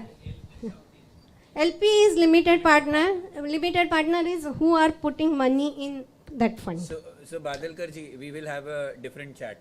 We start the LP and GP. We are a 50-year-old institution, and there is a huge alumni network, and we are looking to leverage upon that to create a fund. Could you give us some general directions about how that fund could be? I think offline talk to Prasad, because recently they have created fund. Okay. And Prasad, you talk about both AIF as well as donation. Donation is just treat like whatever you are getting from Dave. But if you want to create fund, ask Prasad. Yes. Okay.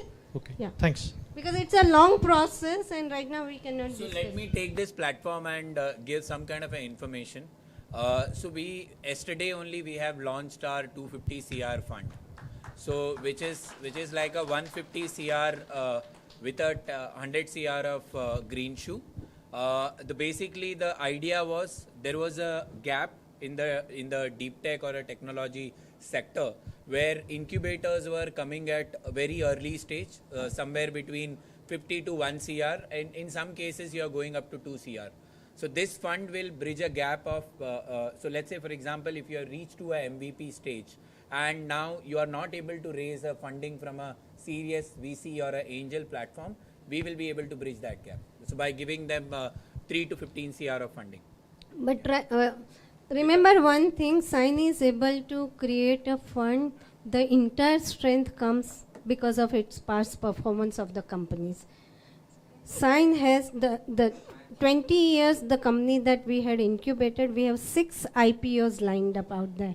That's a clear, it shows clear success of our incubation activity, and then that enhances confidence in the investor to invest in fund. So before even you create the fund, I think you need to have those trajectory, or you need to have fund managers who have a stellar investment record.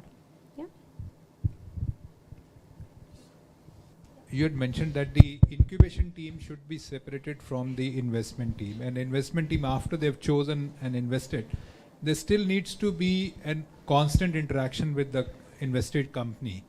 Now, how is that interaction different from, let's say, what the incubation team would be interacting with them? Or should there be 2 teams interacting or only 1 team interacting? You have the same investment team, they will monitor the portfolio, right? And essentially, the interaction here is in context with the like monitoring fund, its usage, milestone achievement, future fundraising activity, liquidity and all those stuff. In incubation, idea से product कितना बना, first customer कौन है, those kind of thing, right? So here there is a future growth and all those things. Here it's a very early milestone.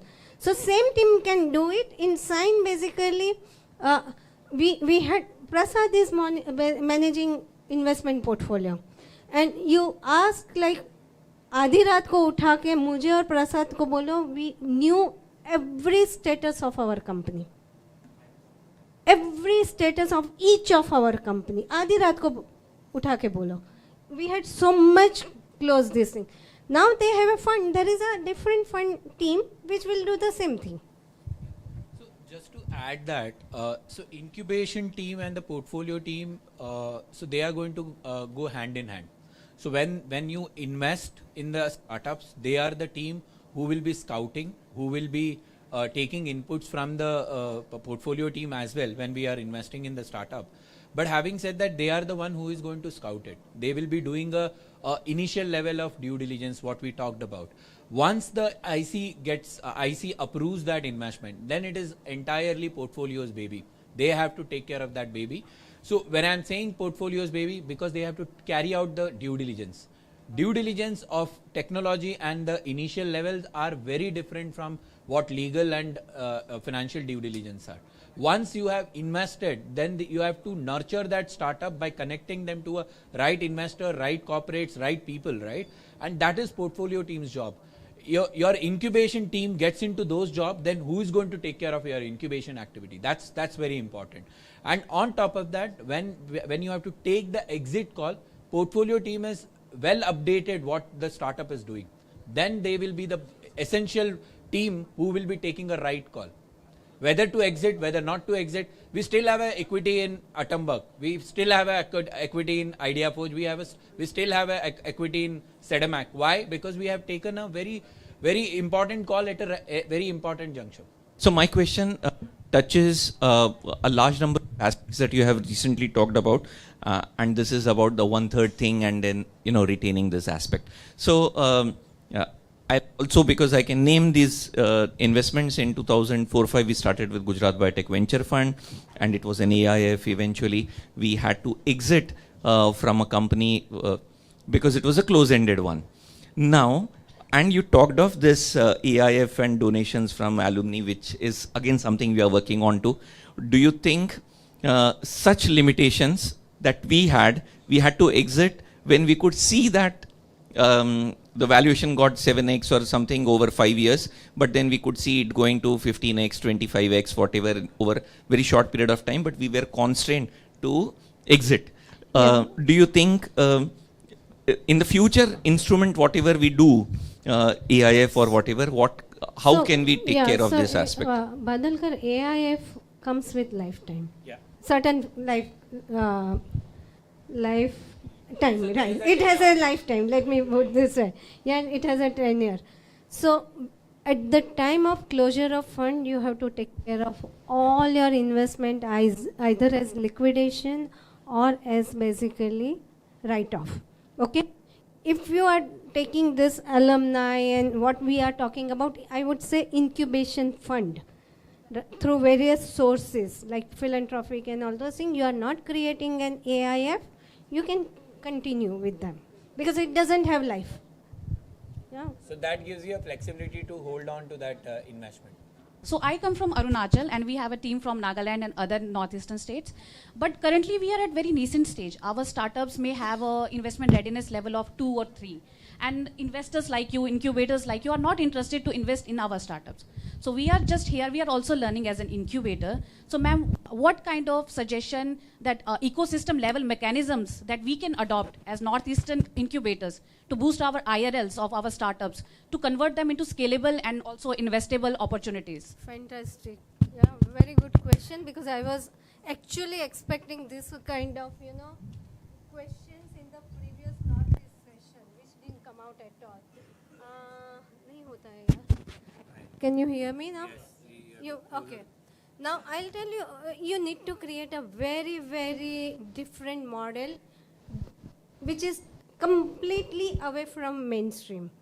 So one model is that in your region, if you have like, HNIs, like high net worth individuals, you work with them and encourage them and incentivize them to basically invest in your small venture, more like a give back activity. Okay. Another thing is that there is actually a very good example, and that while I was sitting, I was wanting to share about it. There is a Penn IIT fund called PARFI, P-A-R-F-I. Note it down.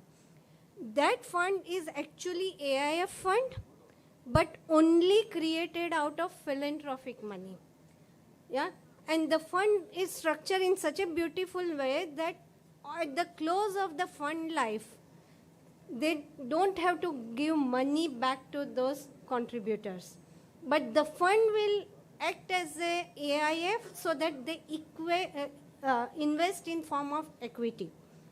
And they are talking about all this grassroots level, various craft collectives and those kind of things. So they will invest, so they will convert craft collectives into a Section 8 company, and they would invest in Section 8 company. And the deal with the Section 8 company is that after 10 years or 20 years, there's no ROI. If we have given you 10 lakh, you just give back 10 lakh so that we can support another entity. Yeah. So I think those kind of a very, very different micro investment model, microfund model you have to create. Look at PARFI, and if you need any, help, I can connect you to those team also. In fact, you can utilize leverage PARFI for your investee portfolio or incubated portfolio. Yeah. Okay, so now we will take only last question. I have been told we have to wrap it up. Yeah. So we will go. Yeah. Okay, so you can divide the question into half. Yeah, combine your question. Go ahead and I'll go. Check. So we have partnered with 4 or 5 angel funds. They are investing into some companies. They are recommending us if you also can join as an incubator. We present these startups to the selection committee that we have. But the intention of the selection committee for investment is very different from the intention of the... So what do we do? Please. So this is a general observation. Like if you look at the whole incubation ecosystem, especially the academic-driven incubators, the CEOs typically have a contractual job, which is 3 years. And when we think about equity investment, equity investment is a long-term investment, which is basically ranging from 5 to 7 years. How do you imagine and see there is actually accountability? Because you're not even sure whether your contract is going to be renewed, and this is what I suffer from when I interact with the CEOs. They say, yeah, I'm not even sure the next month I'm there or not there. Now, how do you ensure that there is a sustainability of the incubator through the ROI mechanism, which is monetizable by way of equity? So this is where I would like you to throw some light. Thank you so much. Yeah, I think we shall... thank you. I'll address. Before that, Sagar, Prasad mentioned about it, right? That we co-invested on the lead generated by a VC, right? Bellatrix. I think you're exactly the same thing, right? We had investment policy. We modified that policy and we added that if we are co-investing, investment committee, we will take it only for their ratification and not for the approval. So this is provided you have that kind of a quality when you are dealing with that. You have to be very... So the thing is that, just to give you a sense, this fund is actually a Series A. They are investing anything up to 10 to 15 crore, and subsequent round they go up to like 30-40 crore. In those numbers, 30 lakhs is nothing, right? And no one wants, subsequent investor don't want this chutur-putur, this thing. Despite that, our partnership, quality of partnership basically help us on that, and then that due diligence basically help us take a call on that. And we modified the policy. We shall coming to your question here. Help me whether I have understood it correctly or not, okay? You said that you, as an investor, you are going to the incubator. An incubator manager, via incubators, you are reaching out to the startup portfolio, right? But here they have a small this thing. I think if you are an investor, your entire incubator are just pipeline generator for you. It's one of the pipeline stream for you. They are not doing your job. So it becomes agnostic. So what happens is that you go to Sign. Sign gives you portfolio 3 or 4 companies. You are not going to take a call whether Sign has invested or because Sign has incubated, I am going to do it. As an investor, you will do your due diligence. You will directly engage with the company. Your management, post investment management is also being done by this. Now, Prasad hai ki nahi hai, it becomes redundant. You are using incubator as one of your pipeline for deal sourcing. If you are actually basing your investment decision because Sign has done it, like you may want to revisit that. Yeah. The thing is that just.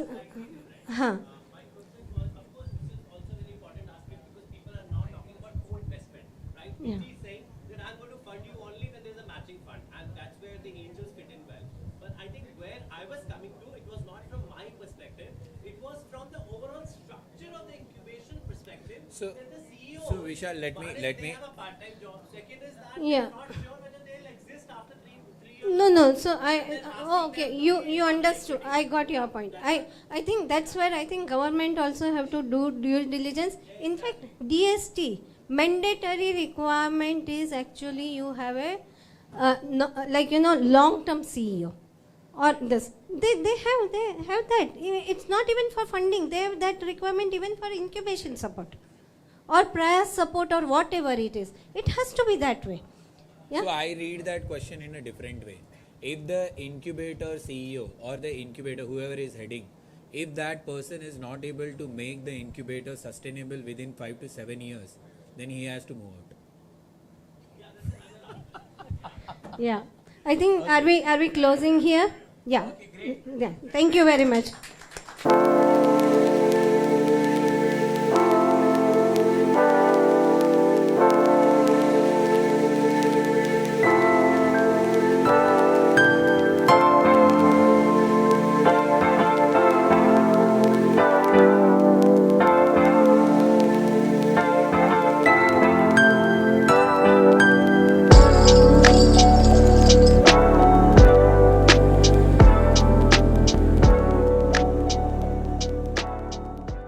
To stay informed about the startup ecosystem, subscribe to My Startup TV.